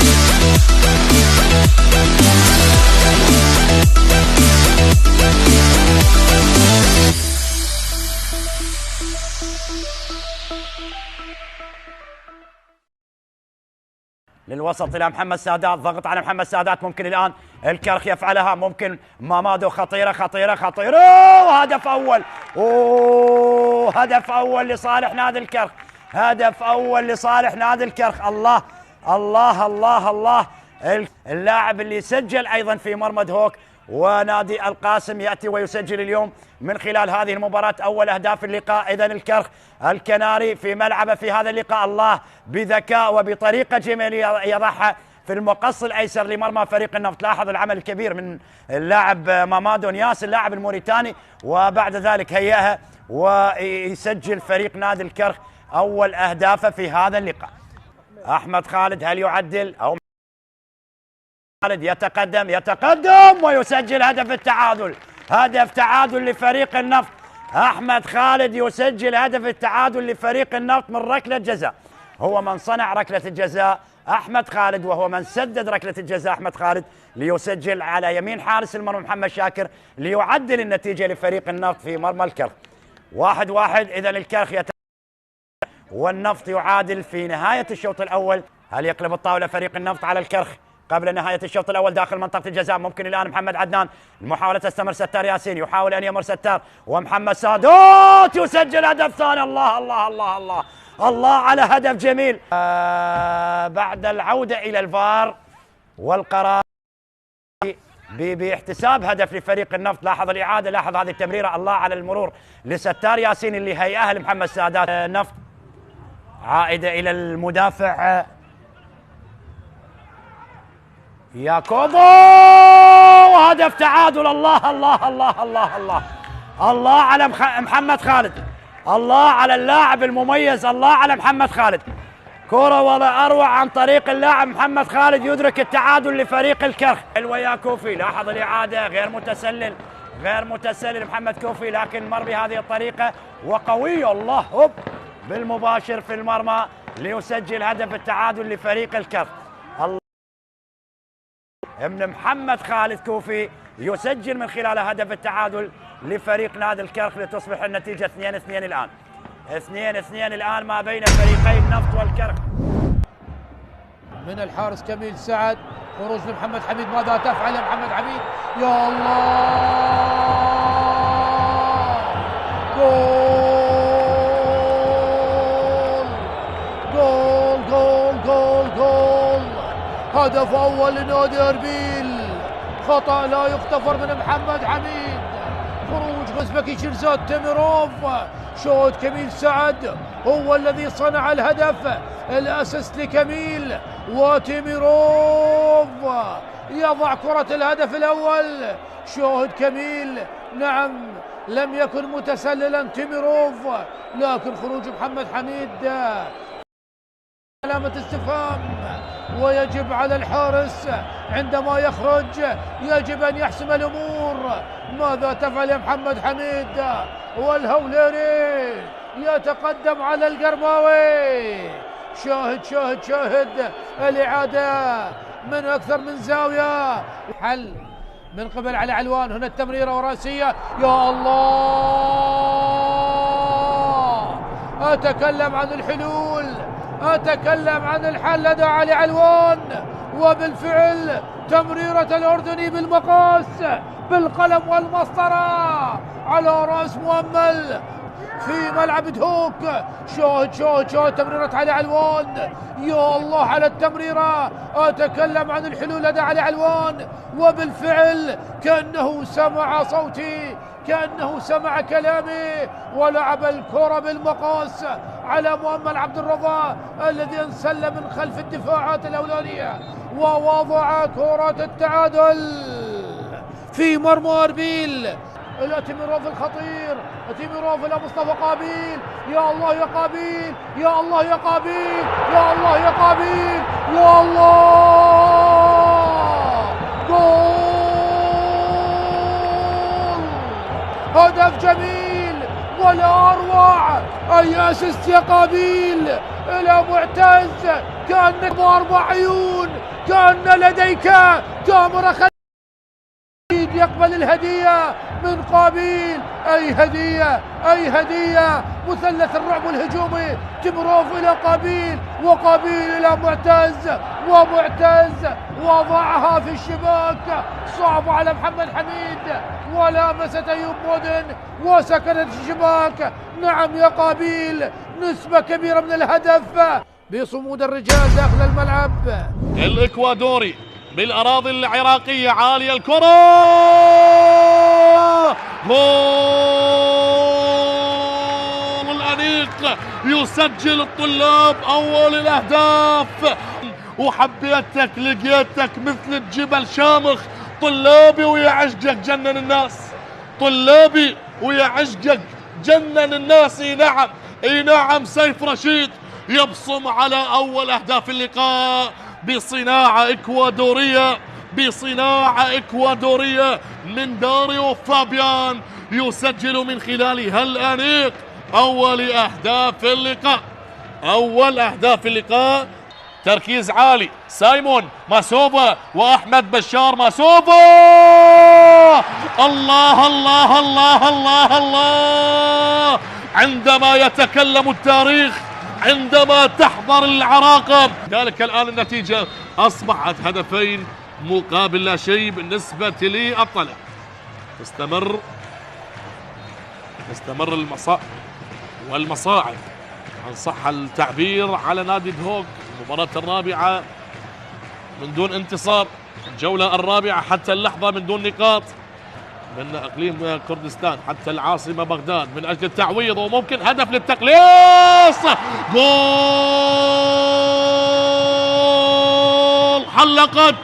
حلقت صقور الجبال. نعم، حلقت صقور الجبال، لا يتأثر الصقر بالعواصف. كريم درويش، الخطة الذكية اللي لعبت بالمخالفة باللقطة الماضية، وهنا ما كذب خبر، وصل بالتوقيت المناسب وسجل كريم درويش هدف تقليص النتيجة. لم ينظر إلى المرمى، فهو يعرف طريق المرمى جيدا وسجل هدف للتقليص. الله الله الله على صقور الجبال دهوك. من جانب عبد المجيد الحسين علي، العرضية تصطدم بالزحمة الدفاعية، يفضلون الرمية أو الاحتفاظ. نعم، ممتاز يحتفظ بها، ولكنها تعاد كالعادة لفائدة الشرطة. خطيرة، الله الله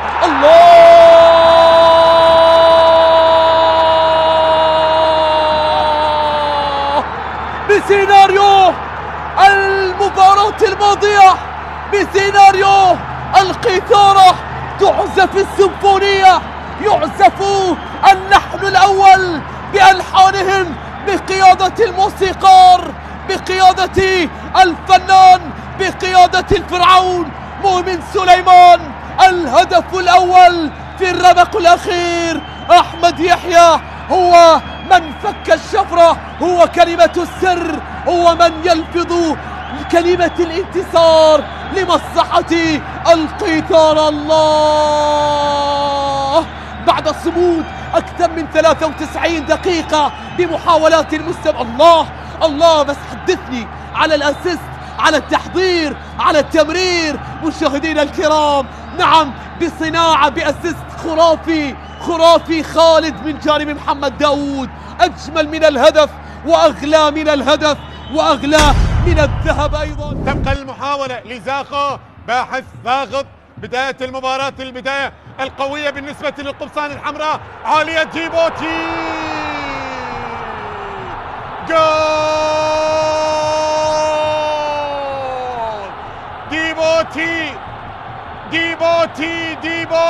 ديبوتي أعلنها ديبوتي. أطلق العنان وأطلق الأفراح على المدرجات. ديبوتي بكرة أولى بهدف أول، بكرة أولى بهدف أول. هذا ديبوتي، جول لأبناء الخابور. شوف أورينها بكرة عرضية عالية. الله الله الله الله الله على الكرة، الله على الضربة الرأسية على يمين حارس المرمى هاني شاكر. هدف مبكر لأبناء الخابور، هدف مبكر للمستضيف، هدف مبكر للقمصان الحمراء. ديبوتي أعلنها وأبعدت الآن عن طريق محمد علي عبود. ديبوتي انطلق، ديبوتي لو مرر لشيركو خطير للثاني، الله الله الله الله الله. جول ثاني، هدف ثاني لشيركو، هدف ثاني لأبناء الخابور، جول ثاني، سجل الثاني، أفرح أنصاره ويا على المدرجات ويا فرحة كبيرة تطلق الآن بعد تسجيل الهدف الثاني عن طريق شيركو كريم. استلم الكرة وما كذب خبر، ما كذب خبر شيركو،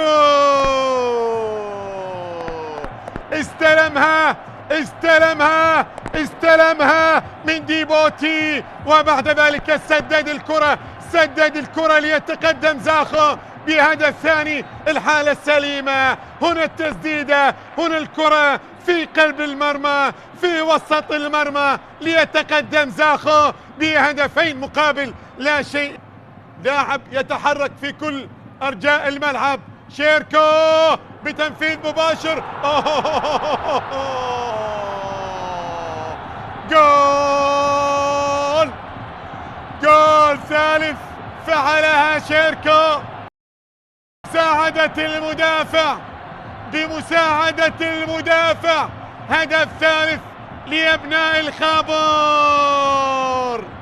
هدف ثالث لزاخو. اي نعم، هدف ثالث. وافرحي يا انصار زاخو، افرحي يا انصار ابناء الخابور بهذا التقدم بثلاثية في الدقيقة 44. الكرة تأتي من شيركو كريم، ابعدها حارس المرمى، ولكن اصطدت بالمدافع وعادت الى المرمى لتسكن الشباك، ليسجل الثالث، ليتقدم بالثالث. هكذا كرة القدم. عندما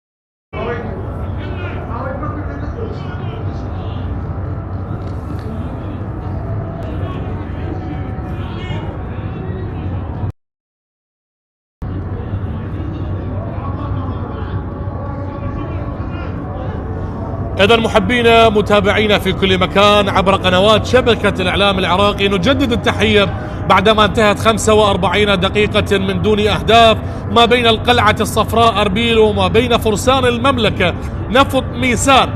نتيجة سلبية حتى هذه اللحظة ما بين الجنرال باسم قاسم مدرب أربيل وما بين الشاطر حسن أحمد مدرب نفط ميسان. شوط أول انتهى من دون أهداف، وشاهد بطاقة حمراء على مهاجم نفط ميسان حسين كاظم. والآن 45 دقيقة الأخيرة سنشاهدها أنا وإياكم.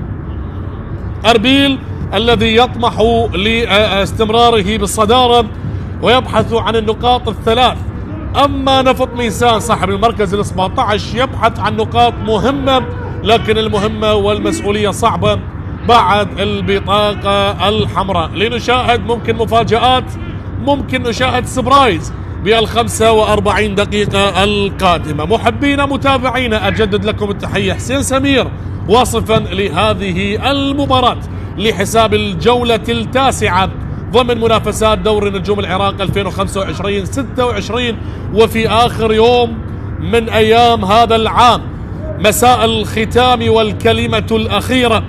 ملعب فرانسو حريري رغم أنه غابت عنه الجماهير اليوم، لكن سنكتب حكاية جديدة مع عام جديد قبل أن نطوي صفحة هذا العام. مواجهة ما بين المتصدر وما بين نفط ميسان، و0-0 حتى هذه الدقيقة، بانتظار صافرة الطاقم التحكيمي المكونة من الحكم الأول أمجد كامل يساعد واثق مدلل هاني إبراهيم وعلي إبراهيم، وبغرفة الفيديو أحمد عسكر. مرة واحدة احتاج الحكم أمجد كامل للعودة إلى تقنية الVAR الفار وهي لقطة طرد حسين كاظم بعد التدخل على اللاعب الفرنسي مامادو ديارة. إذا أنا وإياكم بانتظار صافرة البداية لشوط اللقاء الثاني. هذا هو التونسي معتز زدام الذي تحصل على البطاقة الصفراء بشوط اللقاء الأول. حديث من مصطفى قابيل، وهداف الدوري حتى هذه اللحظة أيضا الأوزبكي شيرزود تيميروف الذي يطمح لأن يعزز أهداف اليوم ويضيف هدف تاسع بهذا اللقاء. ننتظر صافرة أمجد كامل للإعلان عن بداية أحداث شوط اللقاء الثاني. شوط أول شاهدناه كان هادئا ما بين الطرفين. أربيل لم يصل سوى مرة واحدة وصوب تصويبة واحدة مباشرة على مرمى الحارس حسن نجم، صوبها اللاعب مصطفى قابيل. أما بالنسبة لنفط ميسان محاولة كانت من ديمي داوود وتصويبة من اللاعب الكونغو كريست كوفاما. كرة الآن والصافرة انطلقت على بركة الله. شوط اللقاء الثاني ما بين القلعة الصفراء وما بين فرسان المملكة. من يمين الشاشة بألوانه الصفراء المعتادة نادي أربيل، ومن يسار الشاشة بألوانه العنابية نادي نفط ميسان. بدأت الاحتفالات على مستوى أربيل وملعب فرنسا حريري قريبين الاحتفالات لنهاية هذا العام، آخر يوم بعام 2025. أيضا غابت الجماهير وحضر أربيل وتواجد نفط ميسان، ومباراة لا زالت من دون أهداف. في نفس التوقيت هنالك في زاخو والكرخ هدف مقابل لا شيء، يتقدم زاخو على الكرخ، وأيضا بطاقة حمراء موجودة بمباراة زاخو والكرخ على لاعب زاخو ناصر محمدو. هنا أيضا بطاقة حمراء حسين كاظم لاعب نفط ميسان. كرة وصلت على سعد من الطرف الأيمن، لا زال ينتظر ويمرر. تمريرة تعود للخطوط الدفاعية. على سعد استلم، على سعد انطلق، على سعد لكن كرتك بعيدة يا على سعد. بالمناسبة لاعب على سعد من اللاعبين المميزين، سجل هدف الانتصار هذا الموسم في بطولة كأس العراق على نادي الغراف في الدور 32. ننتظر نشاهد. أيضا علي لطيف موجود بالتشكيلة الأساسية اللي سجل 6 أهداف الموسم الماضي. تمرير الآن لمامادو ديارة بكرة لا زالت من اليسار. همام طارق قائد الفريق يمرر تمريرة سريعة وصلت على اليسار. لا زالت الآن سيفين منصور الذي شارك بديلا عن اللاعب الصربي رادونوفيتش بشوط اللقاء الأول. تحديدا بالدقيقة 40 حصل التغيير الأول. نشاهد الآن، ننتظر الآن مامادو ديارة الذي استلم هذه الكرة، وصلت إلى معتز زدام التونسي إلى همام طارق يمرر بكرة لا زالت من اليسار. تحضير واستلام، إيجاد الحلول بخارج القدم جميلة، فرصة لكنها قطعت باللقطة الماضية. كريست كوفاما إلى ديمي داوود، والكرة تعود إلى سواليو واتارا بكرة لعبت في هذه الأثناء. سلامات للاعب نادي أربيل. نذكر بأن اليوم 4 مباريات لحساب الجولة التاسعة. هنا أربيل ونفط ميسان بنفس التوقيت، زاخو والكرخ. أما في الساعة 6:30 مساء ستشاهدون مباراتين بنفس التوقيت، الطلبة والموصل والغراف والقرمة. الغراف يستضيف القرمة بملعب الناصرية الدولي، الطلبة يستضيف الموصل بملعب المدينة الدولي. والأجواء المثالية حتى وإن كانت باردة على مستوى حالة الطقس، لا زال دورينا وعجلة دورينا مستمرة وتدور وتقدم لنا أجمل اللقاءات. أيضا هنا باسم قاسم الجنرال الذي يطمح لإضافة انتصار مع باقي انتصاراته، 8 مباريات 6 انتصارات وتعادلين مع ديالى ومع الكهرباء. هكذا هي إحصائيات فريق أربيل هذا الموسم. تحدث عن بطل الدوري ب4 مناسبات، منها 3 على التوالي: 2006 مع المدرب أكرم سلمان، 2007 2008 مع المدرب ثائر أحمد، آخر لقب كان عام 2011 مع المدرب السوري نزار محروس. أربيل الذي غاب لفترة طويلة من منصات التتويج يريد العودة هذا العام. الموسم السابق أنهى الموسم بالمركز 12 برصيد 50 نقطة، كان مع المدرب سمير بابو. تعرض لخسائر ثقيلة الموسم السابق نادي أربيل أمام الزوراء والقاسم بنتيجة 4-0، خسر أمام الشرطة 4-1، آخر مباراة بالجولة 38 خسر من نفط البصرة الذي هبط إلى الدوري الممتاز. إذا كرة تعود، بداية موسم مختلف لأربيل هذا الموسم، لكن لا زلنا ببداية الجولات ولا زال الوقت والطريق جدا طويل. ننتظر الآن، هل من الممكن أن نشاهد أهداف بالدقائق القادمة؟ تدخل هنا معتز زدام، وبذلك الأمور لا زالت هادئة. 5 دقائق تقريبا مرت من شوط اللقاء الثاني، 40 دقيقة متبقية لمن يريد أن ينتصر، لمن يريد أن يسجل فليفعل ما بوسعه. نشاهد الآن هذه كرة لسيفين منصور، بدأت تتساقط الثلوج لكن بصورة خفيفة عكس ما شاهدناه هنالك في زاخو، مباراة زاخو والكرخ، والثلوج التي تغطي كل أرجاء الملعب بأجواء أوروبية جميلة تقدم بزاخو.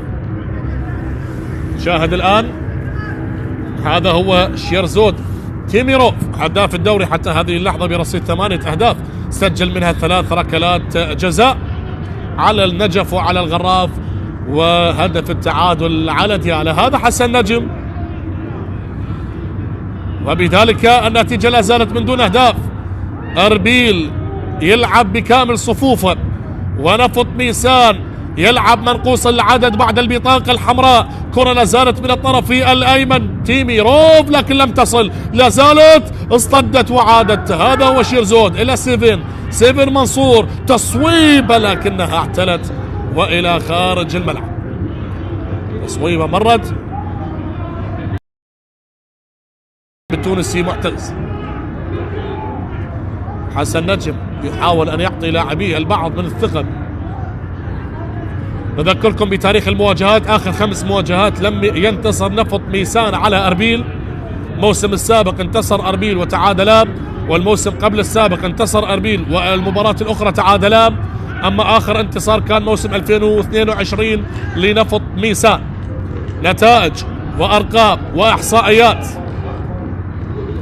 بالحديث عن البطاقات الحمراء، اليوم أربيل يفتقد لخدمات اللاعب على رعد الذي تلقى البطاقة الحمراء أمام ديالى بالجولة السابقة.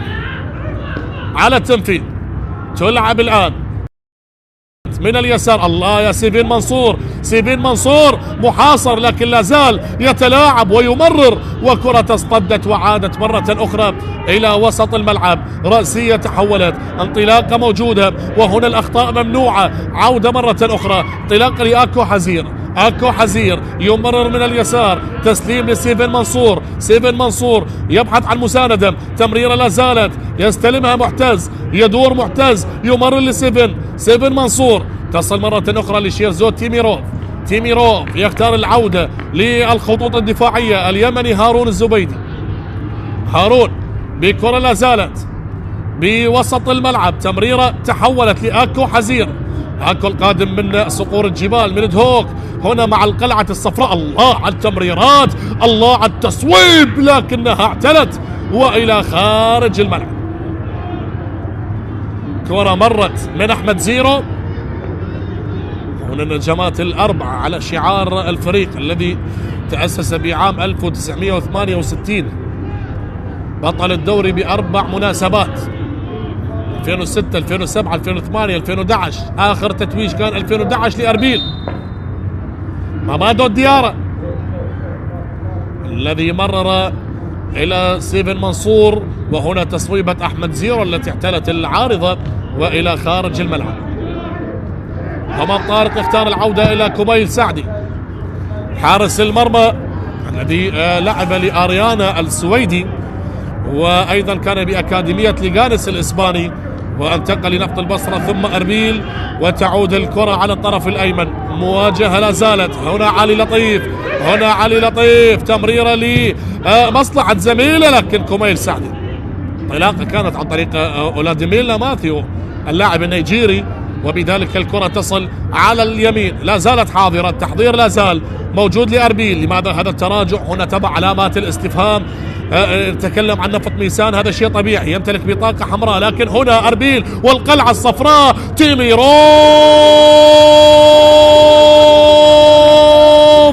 يسجل أول الأهداف.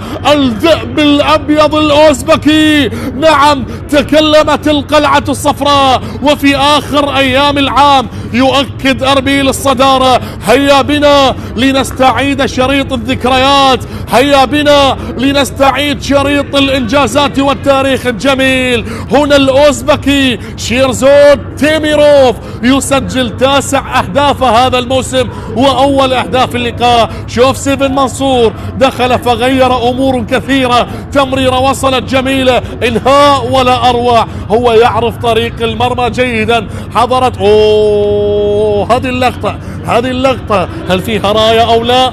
هل فيها راية أو لا؟ الإنهاء جميل، الهدف جميل، لكن يبقى السؤال، هل هنالك الراية أو لا؟ أربيل يدون، أربيل يسجل. القلعة الصفراء تكلمت بهذه اللحظات.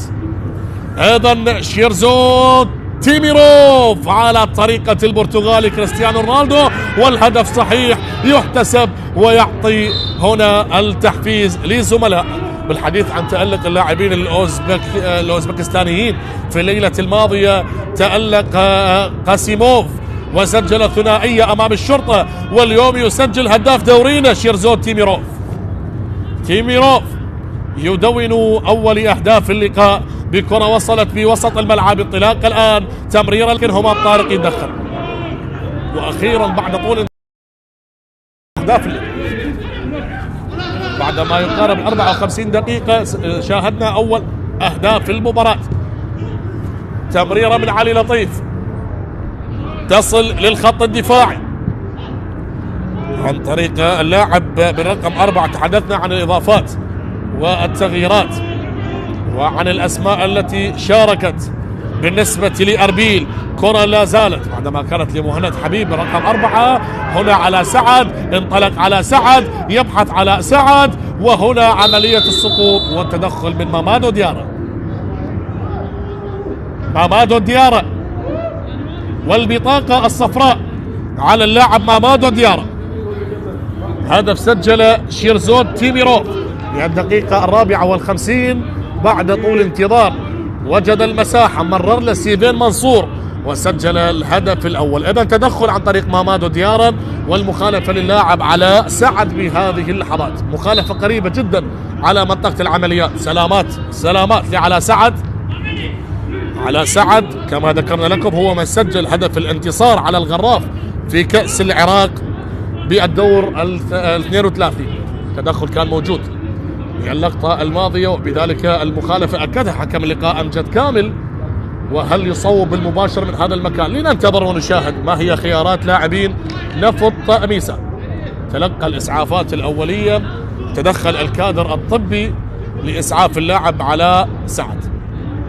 شاهد وننتظر. حديث لا زال أيضا ما بين لاعبين نادي أربيل وحكم اللقاء أمجد كامل، وبذلك سنتابع من دون ولا خسارة حتى اللحظة.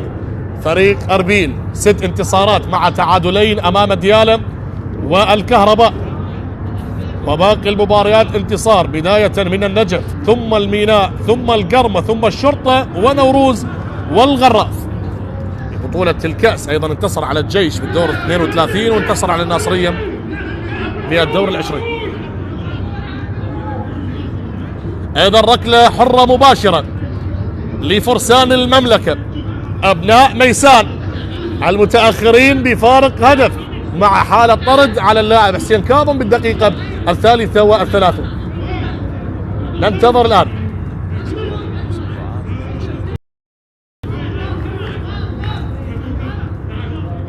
هذا كميل سعدي حارس مرمى نادي أربيل بانتظار التنفيذ. تأخر كثيرا على سعد بعد تلقيه الإسعافات الأولية، وهنا على التنفيذ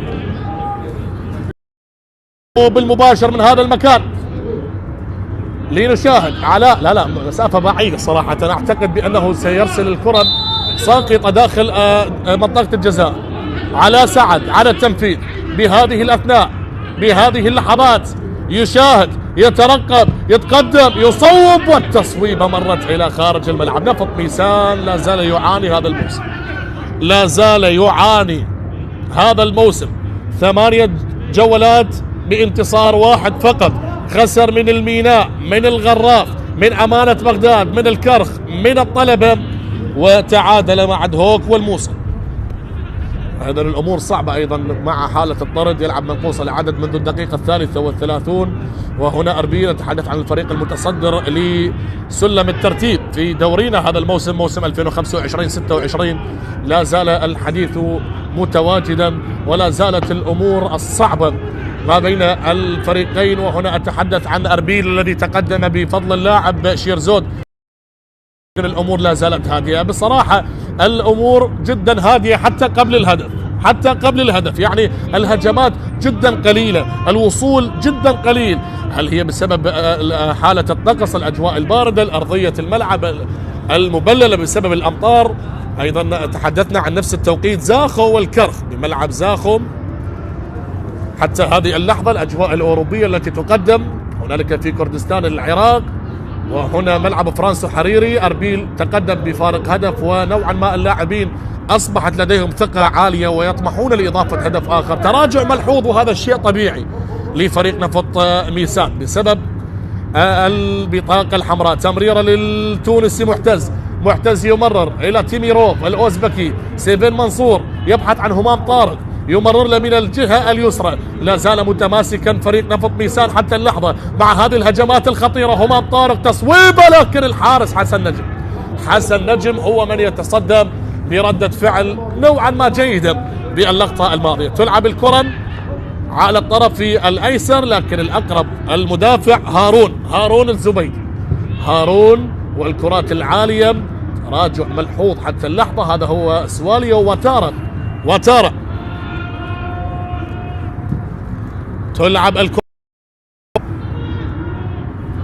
من الجهة اليسرى، عالية أصبحت. البحث عن السنغالي ديمي داوود هداف الفريق، لكن يقع في مصيدة تسلل واضح باللقطة الماضية. ديمي داوود بعدما افتتح أول أهدافه وسجل بالجولة الأولى أمام الميناء من ركلة جزاء، أيضا سجل هدف على الطلبة، وآخر مباراة في الجولة السابقة سجل على الموصل في المباراة التي انتهت بالتعادل هدف مقابل هدف. هنا تغيير قادم على ما يبدو، أحمد زيرو هو الذي غادر بهذه اللحظات.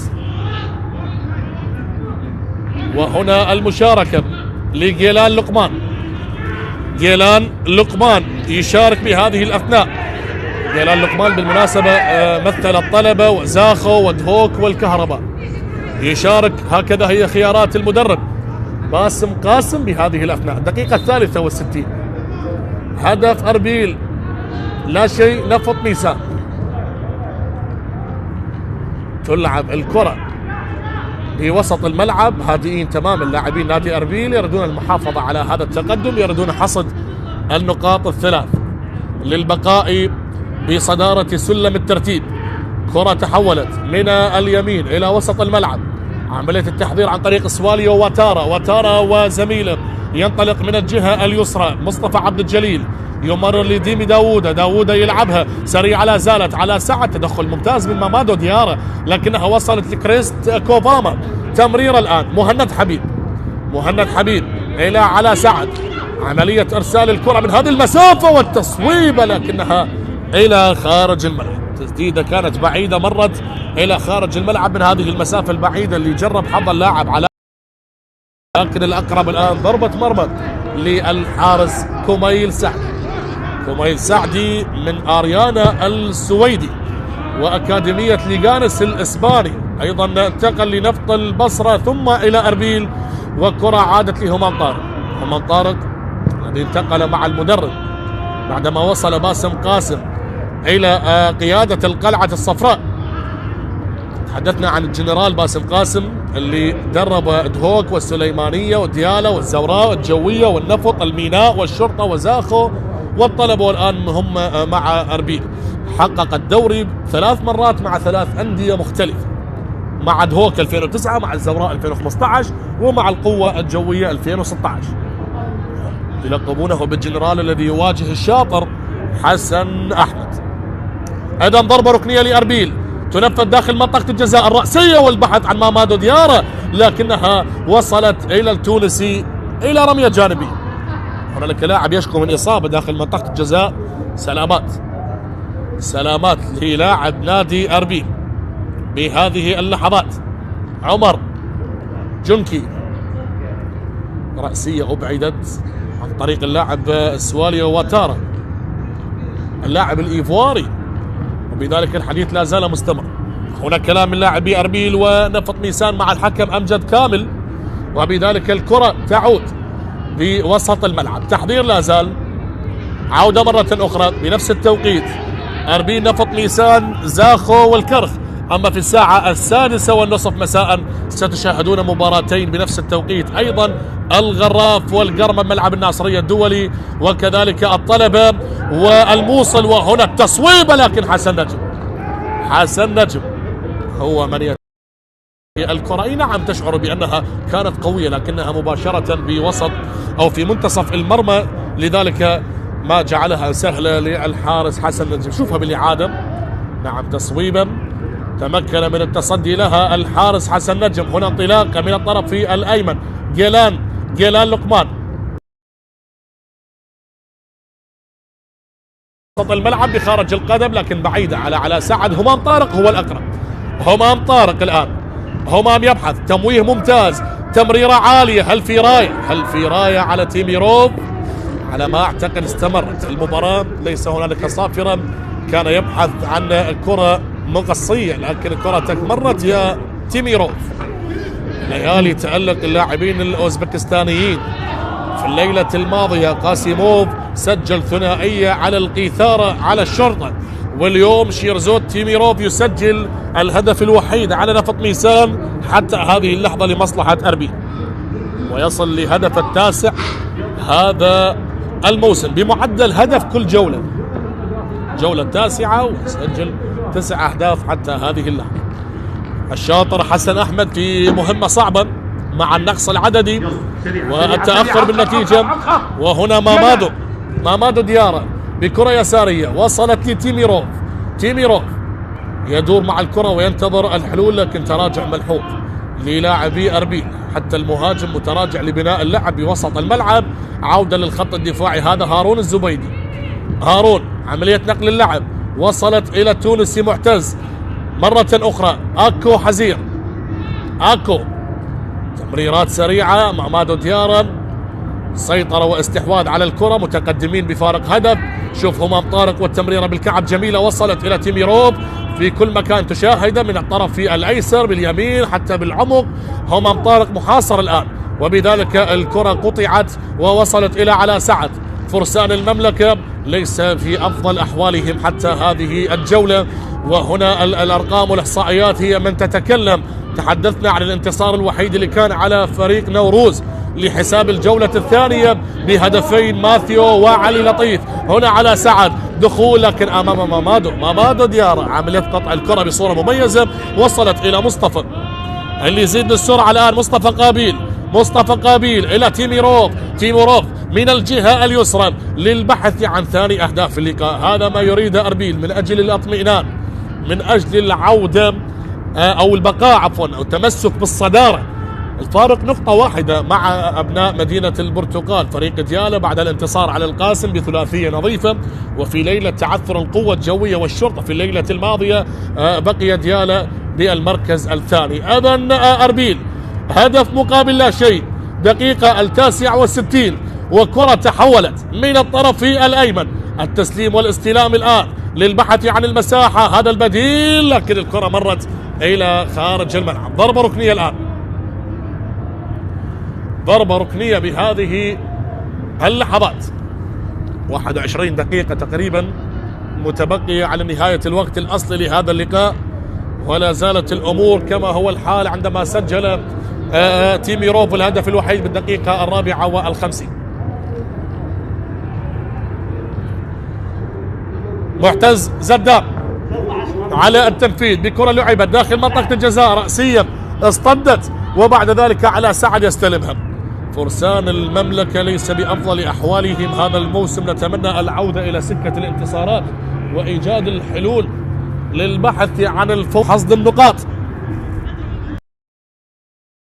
يعاني أيضا، لا يجب أن ننسى أبناء محافظة بابل، فريق القاسم الذي يعاني والذي قدم المناشدات عاشقي ومحبي لأصحاب الاختصاص والمعنيين. نتمنى عودة القاسم إلى مستوياتهم المحودة. أيضا تغيير آخر قادم، علي لطيف يغادر، علي لطيف يغادر ويشارك فقار عبد. فقار عبد هو من يشارك بهذه اللحظات. المؤتمر الصحفي تكلم الشاطر حسن أحمد مدرب نفط ميسان عن استقطاب البعض من لاعبي فريق الرديف في نفط ميسان بسبب ضغط المباريات الذي سيكون حاضرا في الجولات القادمة. الجولة العاشرة ستنطلق يوم الأحد ب5 مباريات، ثم يوم الاثنين ب5 مباريات. هذا هو كميل سعدي.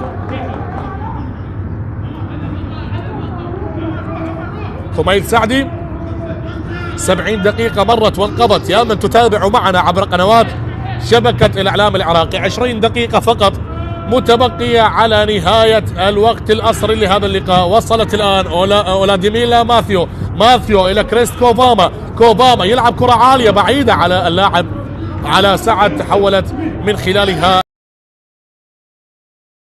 نتيجة مباراة زاخو والكرخ حتى هذه اللحظة اللي تقام بنفس التوقيت هي 1-0 لزاخو، ومعها بطاقة حمراء، بطاقتين حمراوتين على فريق زاخو، أورينهو وناصر محمدو. زاخو يلعب ب9 لاعبين أمام الكرخ ولا زال متقدما حتى هذه الدقيقة. الأجواء الأوروبية اللي شاهدناها هنالك في زاخو وهنا في أربيل، ليالي جميلة تقدم هنالك في كردستان العراق. هذه هي لقطة تدخل اللاعب سواليو واتارا على شيرزو تيميروف. هذا انطلاقة لمصطفى، تمريرة لكن الأقرب حسن نجم، تمريرة لم تصل لمعتز زدام باللقطة الماضية. حسن نجم على التنفيذ،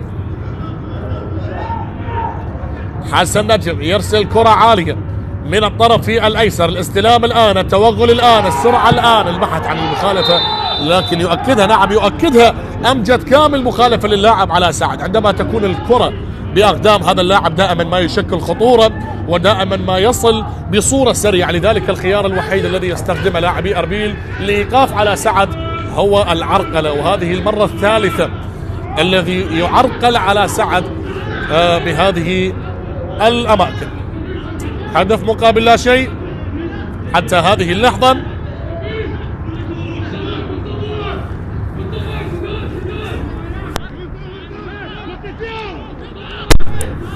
على التنفيذ لنفط ميسان.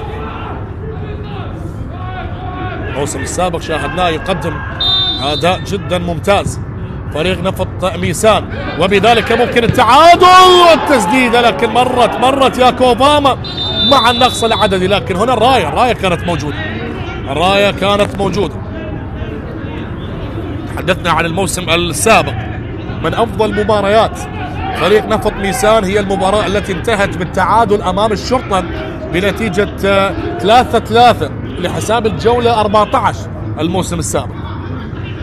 ننتظر ونشاهد من النتائج المميزة. أيضا انتصر الموسم السابق على الحدود وكربلاء بنتيجة 3-1، لكن هذا الموسم بدأها بداية صعبة ولا زال يعاني حتى هذه الجولة، انتصار واحد ضمن 9 جولات، وبذلك الكرة لعبت عالية. أربيل مامادو ديارة يخسرها، وصلت في البديل فقار الآن، فقار عبد يرسلها من الجهة اليسرى، وصلت ديمي داوودة السنغالي، تحضير لا زال لمصطفى عبد الجليل، وكميل يلعب بالنار على مرتين. كميل سعدي يتصدى لهذه الكرة. جولات وضغط المباريات اليوم، 4 مباريات لحساب الجولة التاسعة. ستنطلق يوم الأحد القادم ب5 مباريات في نفس اليوم، ويوم الاثنين كذلك 5 مباريات رأسية. الآن تيميروف الآن، والثاني الآن قريب لأربيل. القلعة الصفراء تبحث عن ثاني أهدافها بهذه الثواني، تلعب عالية بعيدة على اللاعب سيفين منصور. سيفين منصور استعادها، سيفين منصور انطلق والتمريرة لكنها تحولت. الله يا علاء سعد، الله عليك وعلى هدوءك يا علاء. تمريرة لا زالت طريق اللاعب سواليو واتارا إلى ديمي داوود. ديمي داوود دخلنا بالدقيقة 75، ربع ساعة متبقية، وأربيل لا زال يبحث عن ثاني أهدافه. هذا هو شيرزو تيميروف صاحب الهدف الوحيد حتى هذه اللحظة. تلعب من بعيد، يصوب لكنها إلى خارج الملعب. الكرة مرت إلى خارج الملعب. الأمور لا زالت هادئة رغم تواجد الهدف بشوط اللقاء الثاني. تراجع ملحوظ وهذا شيء طبيعي لنفط ميسان مع البطاقة الحمراء اللي تعرض لها اللاعب حسين كاظم. بالحديث عن حسين كاظم، قبل البطاقة الحمراء تقريبا ب3 دقائق اتاحت له فرصة لإضافة أول أهداف اللقاء بعدما انفرد بالحارس كميل سعدي، وبذلك أهدرها وبعدها تعرض للبطاقة الحمراء. غير محظوظ اليوم حسين كاظم. هذه الأمور طبيعية تحصل بعالم كرة القدم. وديمي داوود الذي يستلم كرة الآن، دوران مع الكرة، تحضير لا زال للبحث عن الحل. ديمي داوود لعلاء سعد، هذا الخطير، هذا السريع لكن محاصر، ومامادو ديارة يقطع الكرة. مامادو ديارة يرسل كرة يسارية لمصطفى قابيل من اليسار، زاد بالسرعة لتيميروف. تيميروف لا زال طيلاق لكن يختار العودة، دائما ما يختار العودة إلى زملاء بوسط الملعب. هذه اللقطة اللي طالب من خلالها لاعبي نفط ميسان للمخالفة. صراحة كان موجود التدخل لكن حكم اللقاء طالب باستمرار اللعب. كرة لا زالت على اليسار. 4 مباريات اليوم، زاخو والكرخ، أربيل، نفط ميسان، الغراف والقرمة، وكذلك الطلبة والموصل. طلاق الآن، هذا سيفين منصور وبذلك كرة مرت وعادت على الجهة اليسرى. كلهم يبحثون عن ديمي داوود، هذا الخطير السنغالي الهداف المميز. ديمي داوود داخل منطقة الجزاء يبحث عن تصويبة لكن ضعيفة هذه التسديدة، انتهى بها المطاف بأحضان حارس المرمى كميل سعدي. دقيقة 77، 13 دقيقة متبقية على نهاية الوقت الأصلي. لا زال أربيل هدف، نفط ميسان لا شيء. كرة لعبت الآن وتعود إلى الحارس حسن نجم. الأجواء أصبحت أكثر هدوءا بهذه الدقائق. عملية استنزاف الطاقات على مستوى الجانب البدني. التغييرات يجب أن تحضر بهذه الأثناء بالنسبة لكلا الفريقين. الضغط الأكبر يتحمل لاعبي نفط ميسان لأنهم يلعبون ب10 لاعبين منذ الدقيقة 33. مخالفة يؤكدها حكم اللقاء أمجد كامل. آخر يوم في عام 2025، حكاية جديدة وأجواء مختلفة، وكميل على مرتين. تحدثنا عن ختام الكلمة الأخيرة. ملعب فرانسو حريري، عام طويل انتهى وسيبدأ عام جديد. أتمنى أن يعم الأمن والأمان والسلام على عراقنا الحبيب من شماله إلى جنوبه بالعام القادم. وهنا التسديدة لكنها بعيدة يا معتز زدام التونسي اللي جرب حظه من هذه المسافة، لكن تصويبة بعيدة اعتلت وإلى خارج الملعب. دقائق تمر، الثواني تمر. أربيل متقدم بهدف اللاعب تيميروف بالدقيقة 54، ونفط ميسان لا زال يعاني بهذه اللحظات. نشاهد الآن هذا فقار عابد اللي شارك قبل لحظات قليلة بعدما غادر اللاعب علي لطيف. وبالمناسبة علي لطيف سجل أول أهدافه هذا الموسم بالجولة الثانية أمام نوروز.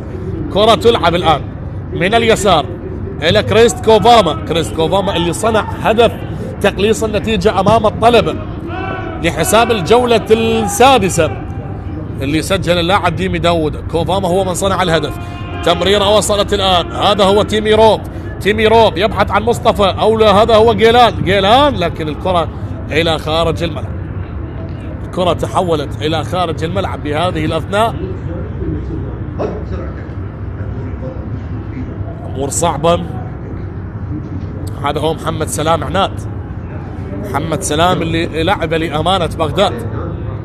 وهذا عمر جنكي بكرة وصلت الآن، لكن سواليو واتارا يتدخل، وبذلك الكرة على الطرف الأيسر. الأمور اقتربت من النهاية، و10 دقائق أخيرة على نهاية الوقت الأصلي، وكرة لا زالت من اليمين. هذا هو جيلان، عالية الكرة، ومحمد سلام لحسن نجم. حسن نجم حارس المرمى يلعب كرة سريعة بهذا التوقيت، وبذلك الرأسية لم تصل من همام طارق. مواجهة دائما ما تكون صعبة ما بين همام واللاعب علاء سعد. علاء سعد هون الاستلام، الله على الثقة من محمد سلام بكرة قدمها جميلة لحارس حسن نجم. بذلك الكرة لا زالت. توجيهات حاضرة من على دكة البدلاء، على ما أعتقد سنشاهد بديل قادم. هل هو لأربيل أو لنفط ميسان؟ استمعنا لكلمات المدرب وهو يقول له أمامك وقت كافي، 10 دقائق مع الوقت الإضافي تقريبا ربع ساعة. لكن ما هو الخيار ومن هو البديل القادم؟ كرة لا زالت. تيميروف إلى أكو حزير. أكو بكرة من اليسار، تيميروف استلم، الأوزبكي يقف على كرته. الذئب الأبيض وهداف دورينا برصيد 9 أهداف. كرة من مصطفى قابيل. تيميروف استلم الكرة، لا زال يدور، يطمح ويبحث عن تمريرة، لا زالت إلى مصطفى قابيل. مصطفى محاصر لكن ينجح بإخراج الكرة لزميله. تيميروف يخسرها ومعها صافرة والمخالف. أمجد كامل والمخالفة لنفط ميسان. انزحها مخالف الآن لمصلحة لاعبي نفط ميسان.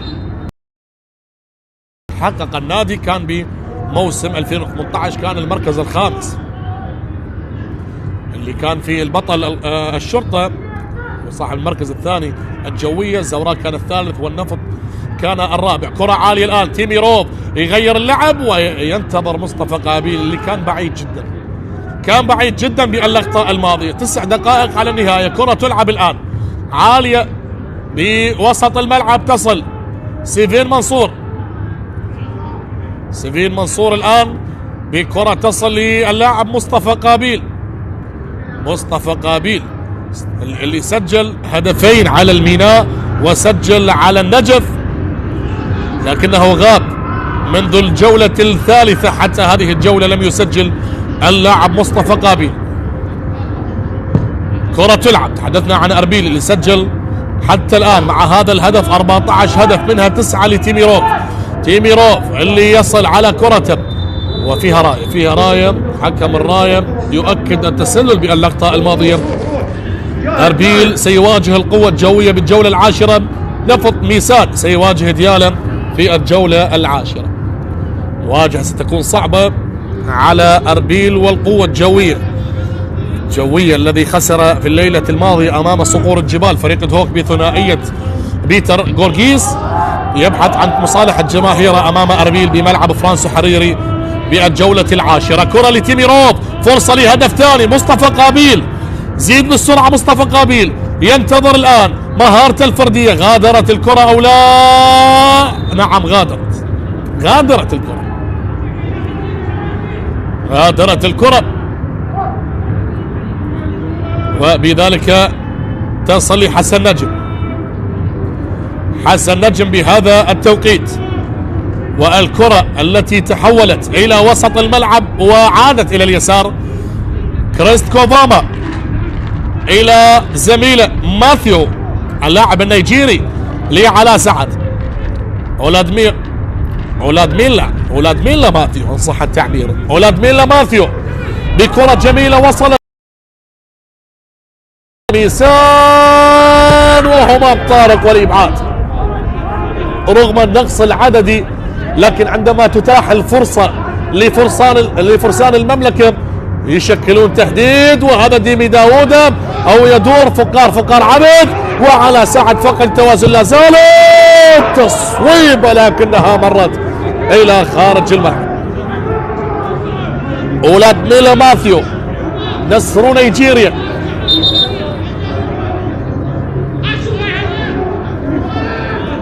شوفوا بالاعاده كان قريب جدا نفط ميسان من اضافه هدف التعادل.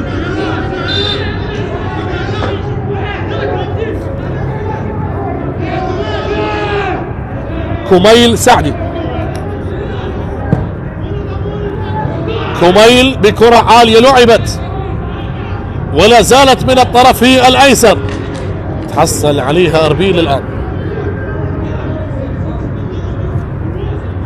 المباراة كانت صعبة على الفريقين حتى وان كان فريق نفط ميسان يلعب ب10 لاعبين لكن قدم مستوى جيد. لم تنتهي المباراة بعد، هنالك 5 دقائق ووقت بدل ضائع، وهنا الكرة وانطلق جيلان الآن إلى تيميروف والتصويبة لكنها اصطدت وإلى ضربة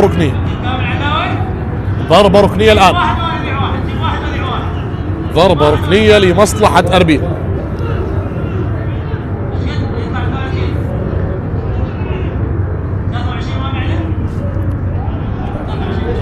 لقطة جميلة ما بين زملاء الفريق ولاد ميو ماثيو سوي ارتداء القفازات. هنالك تغييرات قادمة،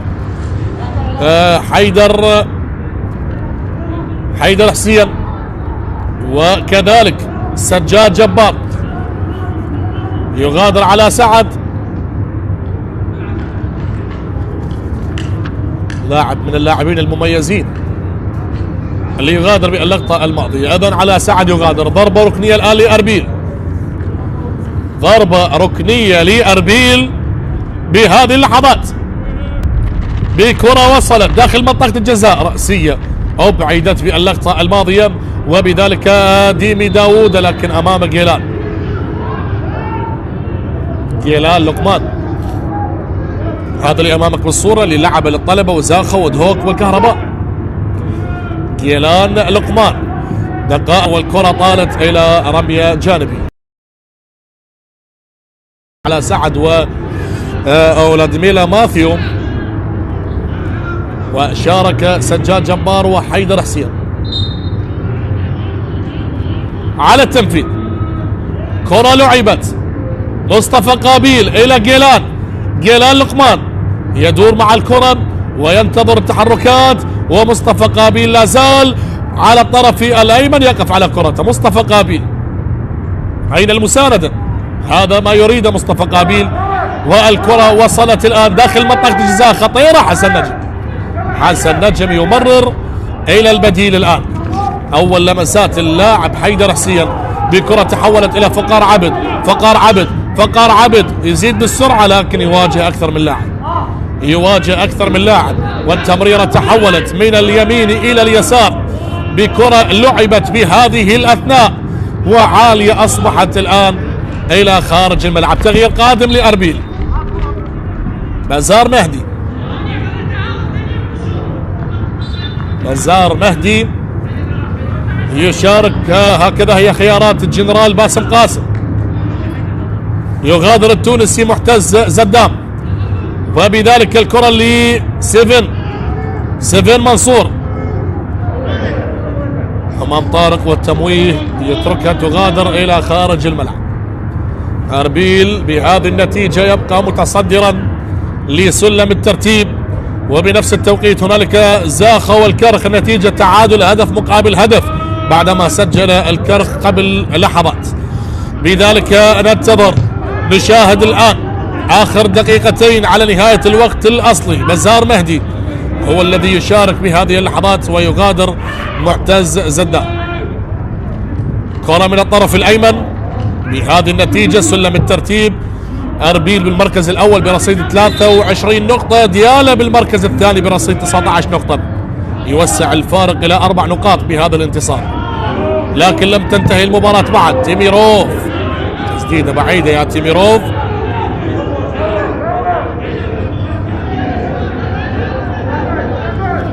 لازلنا نشاهد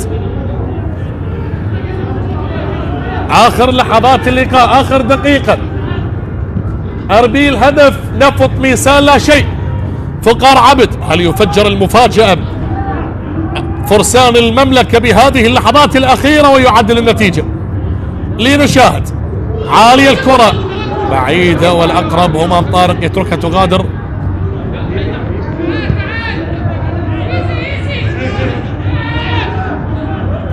كوميل، هذا هو حيدر حسين.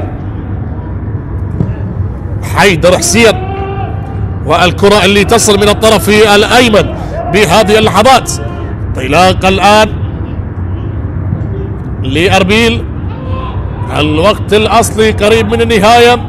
تدخل وصافرة من أمجد كامل يؤكد المخالفة لمصلحة أربيل.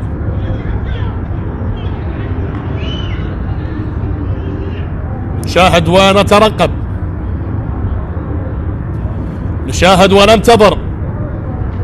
تمر الأيام واليوم آخر يوم في هذا العام. غدا سندخل إلى 2026.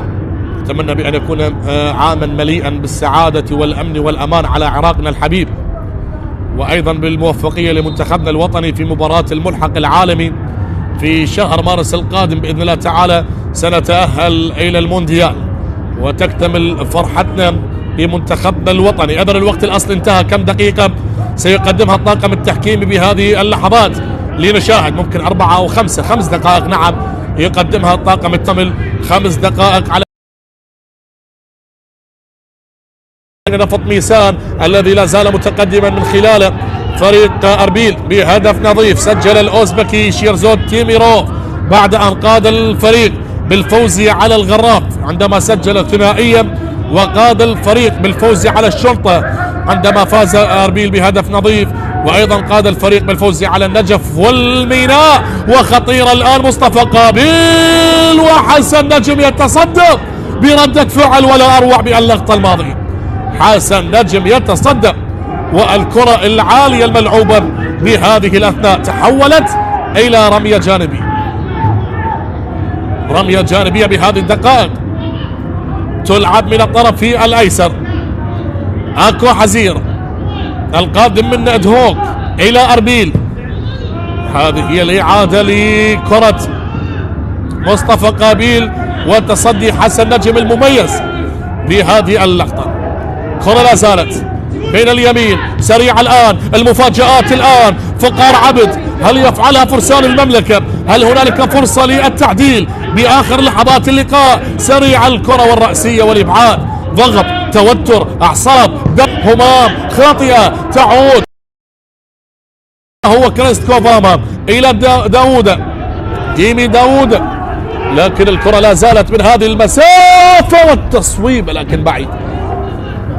3 دقائق أخيرة متبقية يا من تشاهدوا معنا عبر قنوات شبكة الإعلام العراقي. هذا مصطفى عبد الجليل ظهير المميز، وبذلك هذا كريست كوفاما. لا هذا واتارا سواريا واتارا اللاعب الإيفواري.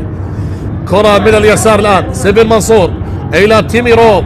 الأوزبكي انطلق، الأوزبكي يحاول شير زود تيميروف إلى سيفن منصور يلعبها سريعة، لا زالت حاضرة، وهنا الكرة لكن تأخر فيها أكو حزير بخارج القدم إلى سيفن منصور. يبحثون عن الثاني بآخر لحظات اللقاء. مصطفى قابيل إلى تيميروف، يتحرك كثيرا وتجده دائما متواجد بكل زوايا الملعب. همام طارق، كرة أرضية لا زالت حاضرة، لا زالت توغل، لا زالت تمرير بكرة، لا زالت من اليسار، تحضير موجود، نقل الآن من اليسار، لا زالت عرضية موجودة. أربيل والثاني التصويب، لكن اصطدت هذه الكرة. فيها راية يؤكدها الطاقم التحكيم.